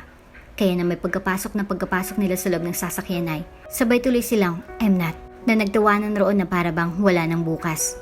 Pagway tatawa-tawang nagsalita na si Sandra roon. Oh my God, did you see their faces? It's priceless. They're so shocked like hell. Tanggal tuloy ang excitement nila at kauyan sa katawan. Oh well, serves them right. Aniya tumawa ulit roon. Pero si Adrian at hindi na tumawa sa pagkakataong yun. Bagkusay, pinakatitigan siya nitong mabuti habang may masuyong ngiting nakapaskil sa mga labi nito roon at nagsalita na sa wakas ng mahina. Salamat po Ma'am Sandra. Sumayot ako bigla dahil sa iyo, kaya salamat po ulit. Tula kong hindi maipaliwanag na damdamin ay agad na ding sinuklian ni Sandra ng isang matamis na ngiti. Sabay tugon rito na walang anuman yon at salamat din dahil sumaya rin ako ulit dahil sa iyo. So again, salamat din. At pagkasabi ni Sandra nun ay nagkatitigan kaagad sina Adrian at nanggitian roon sa paraan ng mga puso lang nila ang nagkakaintindihan. Ngunit sa kabila ng kasayaan nila kasama ng isa't isay, tingin sa kaalaman nila na yung mga taong lihim na nagngingit-ngit sa kalooban sa kanila at naghahanap lang ng tiyempo upang ilagay sa peligro ang buhay ni Sandra na siyang matagal na naplano ng mga taong iyon para sa dalaga. Boss, talagang di pa ako makalapit sa buwisit ng babaeng yon kasi imbis na magkaroon na ako ng tsansa na makidnap siya saka naman dumating ang latching personal bodyguard niyang iyon na security guard ng sana sa kanilang kumpanya. Pantay sarado siya lagi at doon pa nakatira sa bahay niya buwisit. Agad namang sumagot na nasa kabilang linya. Ikaw ang buwisit. Noon, sabi mo sa akin, talagang di ka makalapit sa kanya kasi madaming gwardya sa bahay niya at minsan paglalapit ka sa kanya, naroon naman at nakabuntot ang punyating tito niya at mukhang alerto pa kahit may edad na. Ngayon naman, di ka pa rin makalapit sa kanya kasi nariyan na naman ang latching personal bodyguard niya. Aba, noon ko pa siya gustong ipakidnap sa iyo. Pero wala ka pa rin nagagawa. Sinabi ko pa na padadala na lang kita ng makakasama mo dyan. Pero ang sabi mo, kaya mo. At di mo na kailangan ng kasama. At naghanap ka lang talaga ng tiyempo. Pero hanggang ngayon, wala pa din. Kaya patunayan mo sa akin na kaya mo talagang gawin ang pinapagawa ko sa'yo. Para masasabi ko na karapat-dapat ka sa tiwalang binibigay ko sa'yo. At para mapatunayan mo na malinis kang ang gagawa nun. Kaya gawin mo ng trabaho mo. Bago ko pa maisip. Ikaw na lang ipapatodas ko. Visit. Galit na bulyaw na nasa kabilang linya. Sabay enough kaagad ang tawag. Napahinga na lang ng malalim si Randolph, ang head ng security sa office ni Sandra. Isa siya sa nagpresenta na maging personal bodyguard ng dalaga nang mag-hire ito para mapadali ang pag-kidnap at pagpatay rito kung sakaling may alam nga ito sa underground business ng ama nito noon. Pero inayawan siya nito dahil hindi raw siya pumasa sa standards nito. Kaya mula noon ay nanggigigil na siyang lalo na makidnap niya ito at nang mapatay na ito ng boss nila na siyang mastermind ng lahat. Isa siyang spy na pinadalang mastermind niya.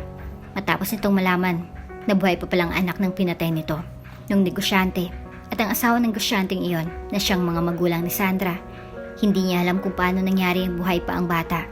Matapos iyong pagbabarilin raw ng amo niya noon nang nasa paaralan nito. Pero hindi iyon ang mahalaga ngayon dahil para kay Randolph, mas mahalagang magawa niya ang trabaho niya bago pa ang buhay niyang manganib roon. Gagawa siya ng paraan upang makidnap si Sandra. At kung kinakailangan na gamitin niya ang tito nito na madalas siyang sinusundan at nakita niyang pumupunta sa mga kasinuhan, ay gagawin niya. Matupad lamang ang gusto niyang mangyari para sa dalaga. Napangisin na lang ng malademonya si Randolph sa naisip niyang iyon. Okay ka lang po ba Ma'am Sandra? Anong iniisip mo? Untag ni Adrian kay Sandra ng gabing iyon habang nasa beach sila at kung sanay nakaupo na siya sa buhangin ng Boracay. At nakatingala minsan sa madilim ngunit makulay na kalangitan dahil sa mga bituin roon. Oo, duman ng isang linggo at iyon na nga't nasa Boracay na sila Adrian. Gusto niya kasing mag-unwind para iwas stress kaya naisipan niyang magbora. Sa ngayon ay, ang CEO muna ang kanyang kumpanya ang namahala roon, total hindi naman sila busy. Ngunit akala niyang magandang salubong sa kanya sa Boracay ay masasabi niyang akala niya lang pala mula nung tumawag ang tito niya kanina at nag-usap sila. Nagtalo pa sila dahil kulang raw ang binigay niyang pera. Alam naman niyang kumpleto iyon. Kaya agad nagbago ang mood niya dahil sa tito niyang gahaman sa pera. Napabugan na lang tuloy si Sandra ng marahas sa kanyang isip at sa tanong na iyon ni Adrian pagkuhay nagsalita na siya roon. Ano kasi, tumawag na naman yung tito ko kanina at ang sabi niya, kulang raw yung binigay ko sa kanya na pera. Hindi naman yung totoo kasi talagang dinoble check ko yung pera bago binigay sa kanya. Sa tingin ko ay, naubos niya naman yung perang binigay ko sa kanya dahil sa pagsusugal niya ulit. Kasi ngayon pa lang siya nagrereklamo eh. Tch, sino ba niloloko niya? Tapos nakakapagtampo pa sa tito kong yun. Ang di pagbigyan ng gusto niya. Sasabihin niya kaagad na wala akong utang na loob siya daw yung nag-alaga sa akin nun. Kaya di ko maiwasang isipin na grabe talaga. Mahilig siyang mangwenta. Hindi naman sa lahat ng panahon ay available ang pera ko. Minsan din, ang pera, ginagamit ko para sa kumpanya. Halimbawa may mga bagay na dapat bilhin. O di kaya ang sweldo nyo ng mga empleyado ko. Or mag-i-increase ako ng mga sweldo nyo. Kailangan ko din kayong unahin minsan. You work hard for me, that's why. Pero kahit anong paliwanag ko sa kanya sa bagay na yan, ayaw niyang makinig. Ang gusto niya talagang masusunod. Tapos sunod-sunod ng masasakit na salitang binabato niya sa akin. Tulad na lang kanina. And then Adrian, it hurts me. It hurts me, really. Kasi naisip ko, bakit siya ganun? Di porket siyang nagpalaki sa akin at nag-alaga, pwede niya na akong ganun-ganunin. Na lahat ng kapritso niya, susundin ko na lang lagi. Alam ko naman na may utang na loob ako sa kanya at hindi yun nababayaran ng pera. Pero sumusobra na yata siya. Halos araw-araw na lang, ganyan niya ako tratuhin. Daig ko pa alila sa ginagawa niya. Pasalamat lang talaga siya dahil pinanghawakan ko talagang pangako ko kay daddy noon. Bago sila nawala sa mundo ni mami. Na pag nawala na siya at si mama, hindi ako sasagot-sagot kay tito. At galangin ko pa rin siya, respetuhin. Pero naisip ko, my respect for him is too much. Minsan siguro ay, kailangan ko rin iparamdam sa kanya na nabibisit na ako sa ugali niya. Tulad na lang ng ginawa ko kanina. I refused to give him such huge amount of money. Yun daw ang kulang sa pera niya. So I refused. Kasi pinaghirapan ko ang pera ko. Hindi ko minagic lang like Viola. May pera naman ako without sweat. I work hard for it.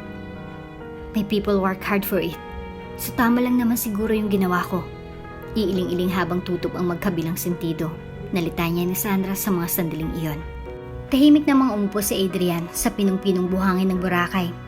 Pumesto ito sa kanyang tabi roon. Pagkuhay pinadaanan muna nito ng ilang segundong katahimikan sa pagitan nilang dalawa bago ito nagsalita roon. Okay lang po Ma'am Sandra. Huwag mo na lang masyadong isipin ang bagay na yan. Kasi may mga tao talagang ganyan eh. May mga kamag-anak talagang ganyan. Kaya para sa akin, hindi rin man masama ang tumanggi o magsabi ng ayoko minsan. Minsan din kailangan mong ipakita sa kanila ang pagkakamali nila para magtanda sila at ma-realize nila na nagkamali sila. So ang ginawa mo sa tito mo para sa akin. At some point, tama yun. He must finally learn how to value money and how to use it wisely. Kasi mahirap talagang kumita ng pera ngayon. Kaya sa tingin ko talaga, tama lang yung ginawa mo. So don't worry. I understand you. Nasa side mo ako. Nakangiting wika nito. Napangiti naman kaagad si Sandra sa sinabi ng binata sa kapabirong nagsalita roon. Habang nakatingin sa asol na karagatan. Aba dapat lang. Nasa side kita. Hindi kita suswelduhan pag si tito ang kinampihan mo. At matapos sabihin niyo ng dalagay, nagtawanan sila ng mahina roon. Pagkuhay nagkatitigan sila ng ilang segundo. Tila nag-uusap na naman ang mga mata nila. At matapos ng ilang sandaling katahimikan sa pagitan nila, si Adrian ang kusang bumasag nun na para bang umiiwas ito na magkatitigan sila ng matagal. Parang may takot na naghabadha sa mga mata nito habang tinitigan niya at gusto niyang malaman kung bakit at kung anong ibig sabihin nun. Malalaman niya rin iyon. Naputo lamang malalim na pag-iisip niya roon nang biglang magsalita ulit ang binata. At siya nga pala, base sa narinig ko sa iyo kanina, I'm sorry for what happened to your parents. I mean, napansin ko na talaga yon noon pang unang pagtapa ko sa bahay mo. Pero nanahimik lang ako at di na ako nagtanong kasi baka magalit ka. Pero ngayon na, sa'yo mismo nang galing, sasabihin ko ulit, I'm sorry. Napakasakit pa rin siguro ang pagkawala nila sa buhay mo. Isang mapait na ngiti agad ang sumilay sa labi ni Sandra matapos nitong banggitin ang bagay na iyon. Pagkuhay nagsalita na siya ng mahina roon. Okay lang yun. Unti-unti na rin namang natanggap ng puso ko iyon. Pero ang hindi ko lang matanggap ay hanggang ngayon, wala pa rin akong lead kung sinong pumatay sa mga magulang ko. Nalaman ko siya palang pumatay kasi siya mismo nagsabi sa akin at iyon din ang sinabi niya bago niya ako binaril. Mabuti na lang at kahit saan ako magpunta, pinapaso talaga ni Dad sa akin ng isang bulletproof in case of emergency raw. So luckily, I still survived matapos niya akong barilin sa dibdib. Nang di ko malalang ilang beses kasi, nawalan ako kaagad ng malay. Tapos pagkagising ko, nasa ospital na ako. Sabi pa ng lalaki yun sa akin, bago niya ako barilin. Swerte daw ako ng konti, kasi nang patayin niya ang mga magulang ko. Wala ako kasi nag-aral, pero malas ko na rin daw, kasi nalaman niya na nag-aaral ako, kaya yun daw ang huling araw ko. Hindi niya alam na mautak si Dad, kasi lagi niyang sinasabi sa akin noon, na dapat kang magsuot ng bulletproof. Lagi kasi may mga nagpapadala ng death threats sa kanila. Noon, di ko pa alam kung anong ibig sabihin nun. Pero ngayon alam ko na. And that was it. Malaking tulong sa akin ang pagsunod sa gusto ni Daddy na magsuot kasi luckily, yun ang dahilan kung bakit buhay pa ako ngayon. That's sad to say, uutak din ang killer kasi di ko nakita ang mukha niya. Nakasuot kasi siya ng mask kaya di ko nakita ang mukha niya. At kaya hanggang ngayon ay wala pa ring lead kung sino't ang taong yun. Ang tanging palatandaan ko lang sa kanya noon ay ang badge na iyon. But I'll soon find out, for sure, with the help of God and with the help of His people here. Magkakaroon din ng hustisya ang pagkamatay ng mga magulang ko. Malalaman ko rin kung sinong walang pusong pumatay sa kanila. Kung sino yung mga tao yun na walang pusong bumaril sa akin na siyang kumitil sa buhay ng mga magulang ko. Malalaman ko din yun. Malalaman ko rin. Wika ni Sandra at hinayaan ang kanyang maluha na bumagsak sa kanyang magkabilang pisngi. Mabilis naman siyang niyakap ni Adrian ng mahigpit roon. Nung unay, natigilan talaga si Sandra. Ngunit kalaunay, bugsod ng kung anong damdamin ay marahan niyang niyakap si Adrian pabalik. At dito nilabas ang mabigat na dadala niya sa kanyang dibdib noon pa man na hindi niya kayang mailabas sa isang tao. Ngunit kay Adrian lang niya nailabas yun dahil pakiramdam niya ay safe na safe siya rito at safe din ang mga sekreto sa buhay niya pag itong sinasabihan niya. At hindi lang yun. Alam niya rin kasing hindi ito mapanghusga at naiintindihan din siya nito. Kaya mas lalo siyang napaiyak roon at patuloy naman itong marahang paghagod sa likod niya upang pakalamahin siya. Shh, it's alright. It's alright. Masasolusyon din natin ang lahat. Tutulungan kita. Magkakaroon din ng hustisya ang pagkamatay ng mga magulang mo, Ma'am Sandra. At dahil sa sinabi nito ay mas lalo pa siyang impit na napahagulhol roon. Ilang segundo muna sila sa ganung ayos. Patuloy lang siya sa pag-iyak. Ito naman, patuloy rin sa pagpapakalma sa kanya. Hanggang medyo kumalma na nga si Sandra. Kaya unti-unti na siyang kumalas rito kasi niya na siya kay Adrian. Pagko ay mahinang nagsalita na siya roon. Salamat Adrian. Hindi naman ito sumagot kaagad. Bagkus ay tinitigan siya nito ng mabuti bago seryosong nagsalita roon. Alam mo ba, sa totoo lang, sa isang taon na pagsasama natin bilang mag-amo, napagtanto ko na magaan ka palang kasama. Na mabait ka naman pala, kuya lang minsan. Minsan din seryoso. Minsan din maldita. Alam mo yung ang challenging mong kasama? Di boring. Nakakainis minsan, nakakabaliw. Pero naisip ko kaagad na kahit anong mangyari, bawal akong mahulog sa'yo. Bawal akong mahulog sa'yo ng tuluyan. Kasi isang taon palang mahigit mula nung mawala rin ang girlfriend ko sa mundo. Pinatay siya ng mga taong may mga halang kaluluwa.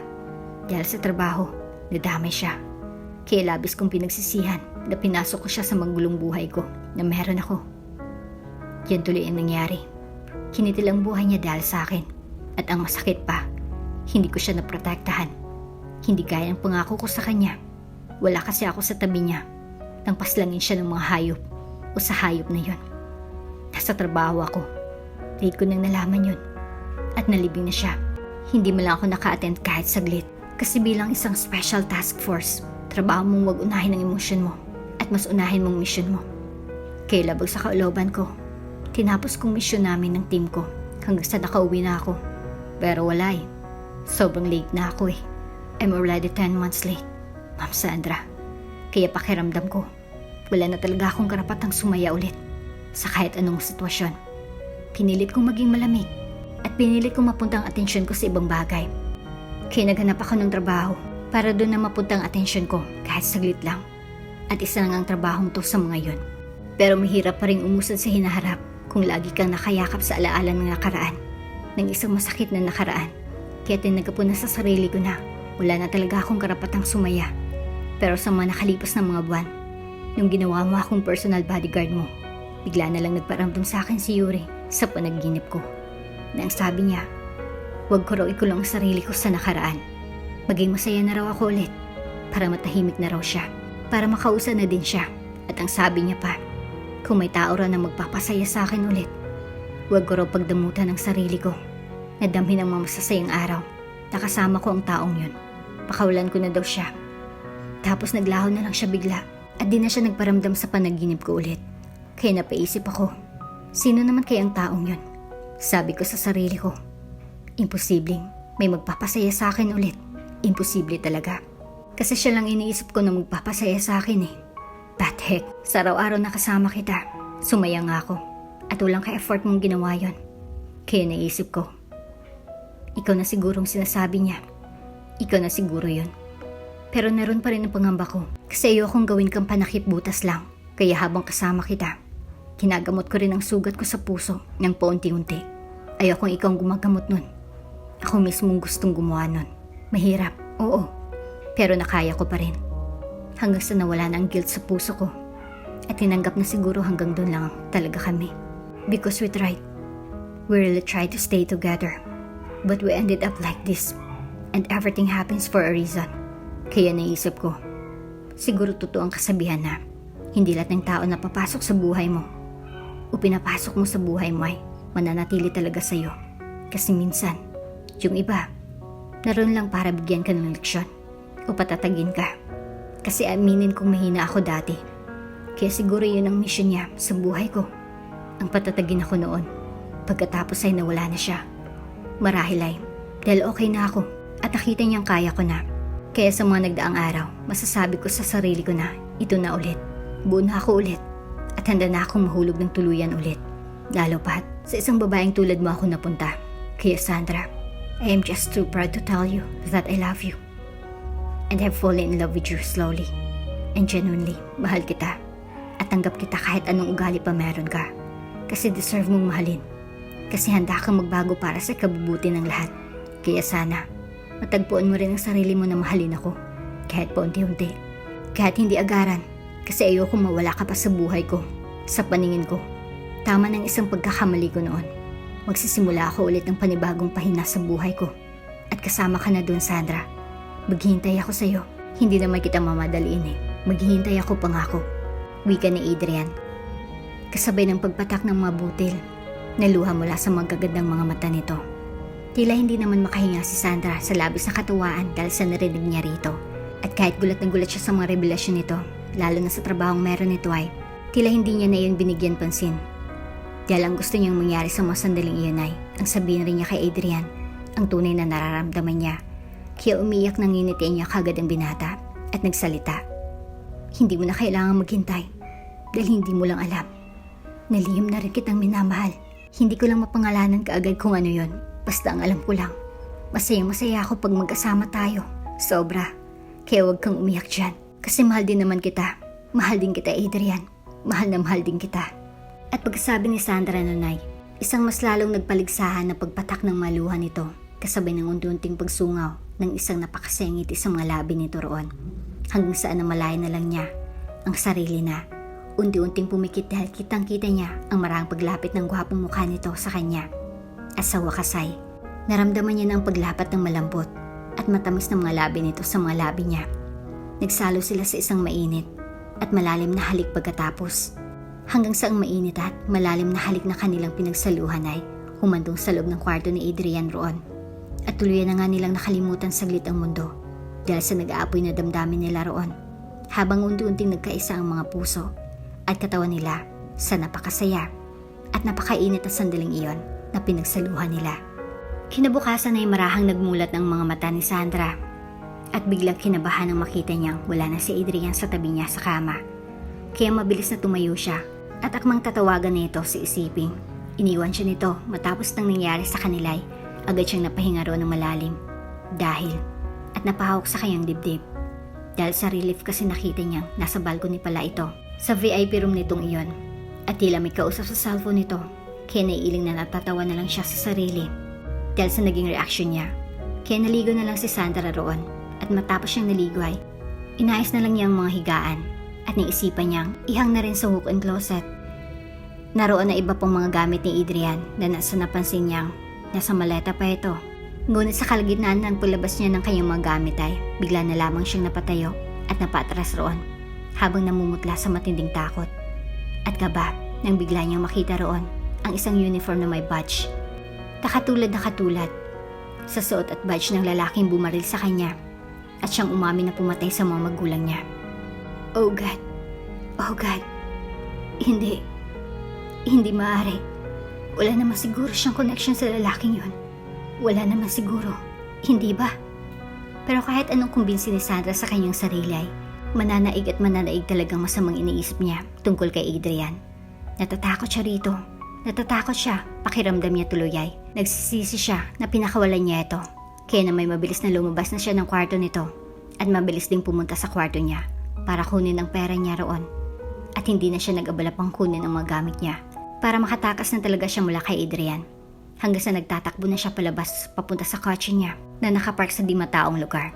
Ngunit nang akmang papasok na siya roon ay bigla siyang napasinghap ng biglang.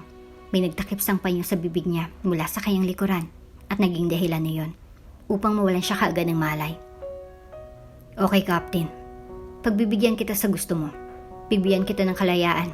But that is, if you would finish this last mission of your team, take down the ground and the mastermind of the Mafia Group, na hanggang ngayon ay patuloy pa rin ang pagpaslang sa mga kalaban nito sa negosyo. And lucky for us this time, dahil nalaman ng team ang mga mukha ng mga ito, kaya magiging madali na para sa'yo at para sa team mo ang pagtumba sa kanila. I will send you the pictures of them after this. And another thing, base sa investigasyon, minsan nang namansyaan ng mga ito ng ating uniforme dahil sa paggamit nila sa atin laban sa mga kalaban nila sa negosyo. May galit kasi sila sa atin kasi maraming sa mga miyembro nila ang napatay ng ating team. Kaya parang pinapalabas nila sa malit na paraan na tayo pumatay sa mga taong pinatay nila. Good thing we already cleared our names many years ago. Kaya ngayon malilintigan na talaga sila sa atin. And Captain, may ilan din sa mga kaibigan ng mastermind pero tinaydor pa rin niya dahil sa isang bagay na di pa malinaw kung ano. Pero malalaman din natin yon because these people ay nalaman namin na nasa isang isla nagtatago ngayon. And I want you to know na ang mga taong ito din pala ang pumatay sa dating nobya mo. And this is the best time to revenge her. So I want you and your team not waste your time and go there as soon as possible para matapos ng krimeng ito. Is that clear, Captain? Mabilis namang nagtagis ang mga bagang ni Adrian dahil sa sinabi nito bago siya napahigit ng buntong hininga saka sumagot rito. Yes sir, yes. Agad naputol ang tawag nito pagkatapos. Pagkaway na-receive kaagad niyang isang message roon kung saang isla iyon at kasamang mga pictures ng mga sindikato. Nagigting kaagad ang mapangan ng binata dahil sa wakasay natagpuan niya ng mga taong yon na pumatay kay Yuri. Kaya may paghiganti niya na ito. Pagkaway laking gulat na lang niya nang mapasamang litrato ng head ng security ng office at sa mga sandaling iyon ay hindi sinasadyang mapasuliyap siya sa loob ng kanyang kwarto at nangunot kaagad ang noo niya nang makita niya na wala na roon si Sandra at ang mga gamit niya ay tila nawala na ang ayos ng mga ito hanggang sa kinabahan siya dahil nahagip ng tingin niya ang uniform niya na special task force na lagi niyang dala kahit saan in case of emergency. At sa lahat ng mga gamit niya roon, ito lang tila ba naiiba pagkaayos roon kung saan lantad na lantad ang side, kung saan kitang-kita ang malaking badge niya sa kanyang uniforme roon. Kaya dahil kinutuban siya ng masamay, mabilis na tinakbo niya ang kwarto ni Sandra habang abot-abot ang kaba niya at habang umalingangwang sa isipan niya ang sinabi nito na tila tumugba sa sinabi ng kanyang commander kanina. Ang tanging palatandaan ko lang sa kanya nun ay ang badge na iyon. And another thing, base sa investigasyon, minsan nang namantsa ng mga ito ang ating uniforme dahil sa paggamit nila sa atin laban sa mga kalaban nila sa negosyo. May galit kasi sila sa atin kasi maraming sa mga miyembro nilang napatay ng ating team. Kaya parang pinapalabas nila sa malit na paraan na tayo pumatay sa mga taong pinatay nila. Good thing, we already cleared our names many years ago. Kaya ngayon malilintikan na talaga siya sa atin. Mabilis na nanginig ang buong katawan ni Adrian dahil sa matinding galit. Ngunit mas nangigbabaw ron ang kaba dahil hindi pa rin niya mahanap si Sandra at nag-aalala siya rito. Noon naman may biglang kumatok sa pinto ng kanyang kwarto at pagkabukas niya roon ay ang inihingan na lalaki agad ang bumungad roon at tila kinakabahan pang nagsalita kaagad sa kanya. Sir, ang kasama niyo pong babae. Nakita namin sa CCTV camera na dinukot ng isang lalaki. Nalaki na lamang ang mga mata ni Adrian sa sinabi nito. Pagway dali-dali niya nang tinawagan ang team niya para iligtas ang mahal niyang si Sandra. Pakawalan niyo na ako dito. Ano bang ginawa ko sa inyo? Galit na galit ngunit takot na takot din na sigaw ni Sandra sa mga armadong tao na nakapiligid sa kanya. Lalo na sa trader na head ng security guard niya roon. Na napag-aalaman niya na isa palang spy sa isang matandang lalaki na nakatayo ngayon sa harapan niya at may hawak na baril sa kamay nito. Nalaman din niya na dahil sa tito niyang mukhang peray, natuntun siya nito dahil binayaran nito ng malaking halaga upang malaman kung nasan siya. Kaya isinumpa niya na pagkalabas niya roon ay ipapakulong niya talaga ito. Pero ang tanong, makakalabas kaya siya ng buhay roon? Nahinto naman si Sandra sa malalim na pag-iisip niya nang magsalita ng matanda roon. Ganito kasi yun, Iha.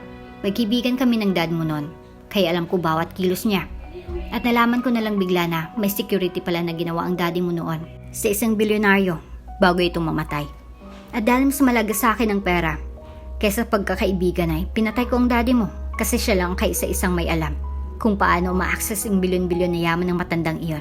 Sa totoo lang ay wala akong planong patay ng mommy mo. Pero dahil maingay siya, pinatay ko na din. At isa pa, ayaw sabihin sa akin ng daddy mo kung anong security code na iyon. Kaya pinatay ko na lang siya. At pinatay na lang din kita.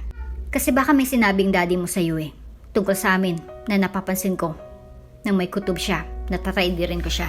Yung mga ganun na magpapahamak sa akin. At baka may ebidensya sa bahay niyo.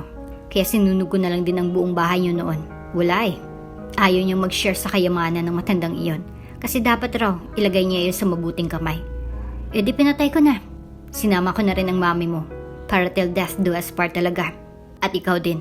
Binaril ko na. Pero nagulat na lang ako kasi nalaman ko na lang. Na makalipas ang ilang taon buhay ka pala. At dalaga ka na. At hindi lang yun. Ikaw nang nagpatuloy sa yapak ng amang mong tanga. Pero syempre, kung nakaligtas ka nun, sinasiguro ko sa'yo na hindi ka na makakaligtas pa ngayon. Dahil itong balang ito, ay ipuputok ko na lang talaga dyan sa utak mo ng 10 beses. Hanggang sa tuluyan ka na talagang mamamaalam sa mundo. At pagkasabi nito nun ay, marahan na nitong itinutok ang baril sa ulo niya. Kaya umiyak na pumikit na lang siya doon. Ngunit bigla siyang napadilat nang biglang may sumigaw mula sa kung saan. Don Gregorio, bago mo yan magawa, ako munang tatadad ng balay dyan sa kukote mo. At pagkasigaw ng isang napaka-familiar na boses na iyon ay, agad siyang nakarinig ng malakas. At may ingay na putukan ng baril kaya napapikit ka agad si Sandra. At walang magawa kundi sumigaw na lang nang sumigaw roon. Dahil sa labis na takot na kanyang nararamdaman sa mga sandaling iyon. Hanggang sa unti-unti nang tumahimik ang paligid. At ang sigaw ng isang lalaki roon. Captain, ayos ka lang? At sumagot din naman kaagad ang lalaking tinawag nitong Captain ng, Oo, ayos lang ako. At pagkatapos siyang marinig ang familiar na boses na iyon ay, tangi ang mga marahang hakbang na lang ng kung sino ang narinig ni Sandra sa mga sandaling iyon. Napapalapit sa kanya, sabay tinanggal ang mga tali bago siya niyakap ng mahigpit at nagsalita roon. Sandra, you're safe now. God, I thought I'd lost you. Mabilis namang nangilid ang mga luha mula sa mga mata ni Sandra nang makumpirma niyang si Adrian nga iyon. Kaya mabilis siyang napaiyak at napayakap rito. At habang umiiyak siya ay nagpaliwanag naman ito sa kanya sa totoong nangyari kaya naliwanagan siya sa lahat at humingi ng tawad rito sa pagdududa niya. Mabilis naman siya nitong hinalikan sa mga labi. Na umiyak din namang tumugon siya sabay sabing, I love you, Adrian. I love you so much. Thank you for saving my life. Thank you so much. Ngumiti naman ito kaagad sa kanya ng matamis at masuyong hinalikan ang noo niya bago tumugon sa kanya. I love you more, Sandra. And it is my responsibility to protect you always because you are my treasure. And you are worth more than that. You are priceless to me. And I will do everything to protect you by all means. Even it means losing my sanity. I love you. I love you so much. At pagkatapos sabihin niyo ni Adrian ay, marang inangkin ulit nito ang mga labi ni Sandra at nagsalo ulit sa matamis at punong-puno ng pagmamahal ng mga halik ang mga labi nilang dalawa. Naipakulong na ni Sandra ang kanyang tito ng 2 taon upang magtanda na ito. At pagkalipas ng 2 taon, kung saan matapos silang ikasal at biniyaan kagad ng isang malusog at cute na anak, ay nakalaya na nga ito at nakita ni Sandra ang nagbago na nga ito ng tuluyan. Naipalago na rin ito ang mga negosyong na ipatayo nito sa linya ng mga wine industry dahil doon naman daw talaga ito magaling. Kaya masayang-masaya na si Sandra sa mga nangyayari sa buhay niya at sa mangyayari pa dahil alam niya habang kasama niya ang Panginoon, ang anak niya At ang asawa niya na si Adrian ay magiging masaya siya habang buhay sa piling ng mga taong mahal niya. At dito na nga po nagtatapos ang ating kwento. Hanggang sa muli, anong yung natutunan sa ating kwento? Magbigay ng komento sa ibaba. Maraming salamat po. Kung bago ka pa lang sa channel neto, ibang kwento ni Ate Jane, istorya mo, ikwento ko. Huwag kalimutang pindutin ang notification bell at subscribe button.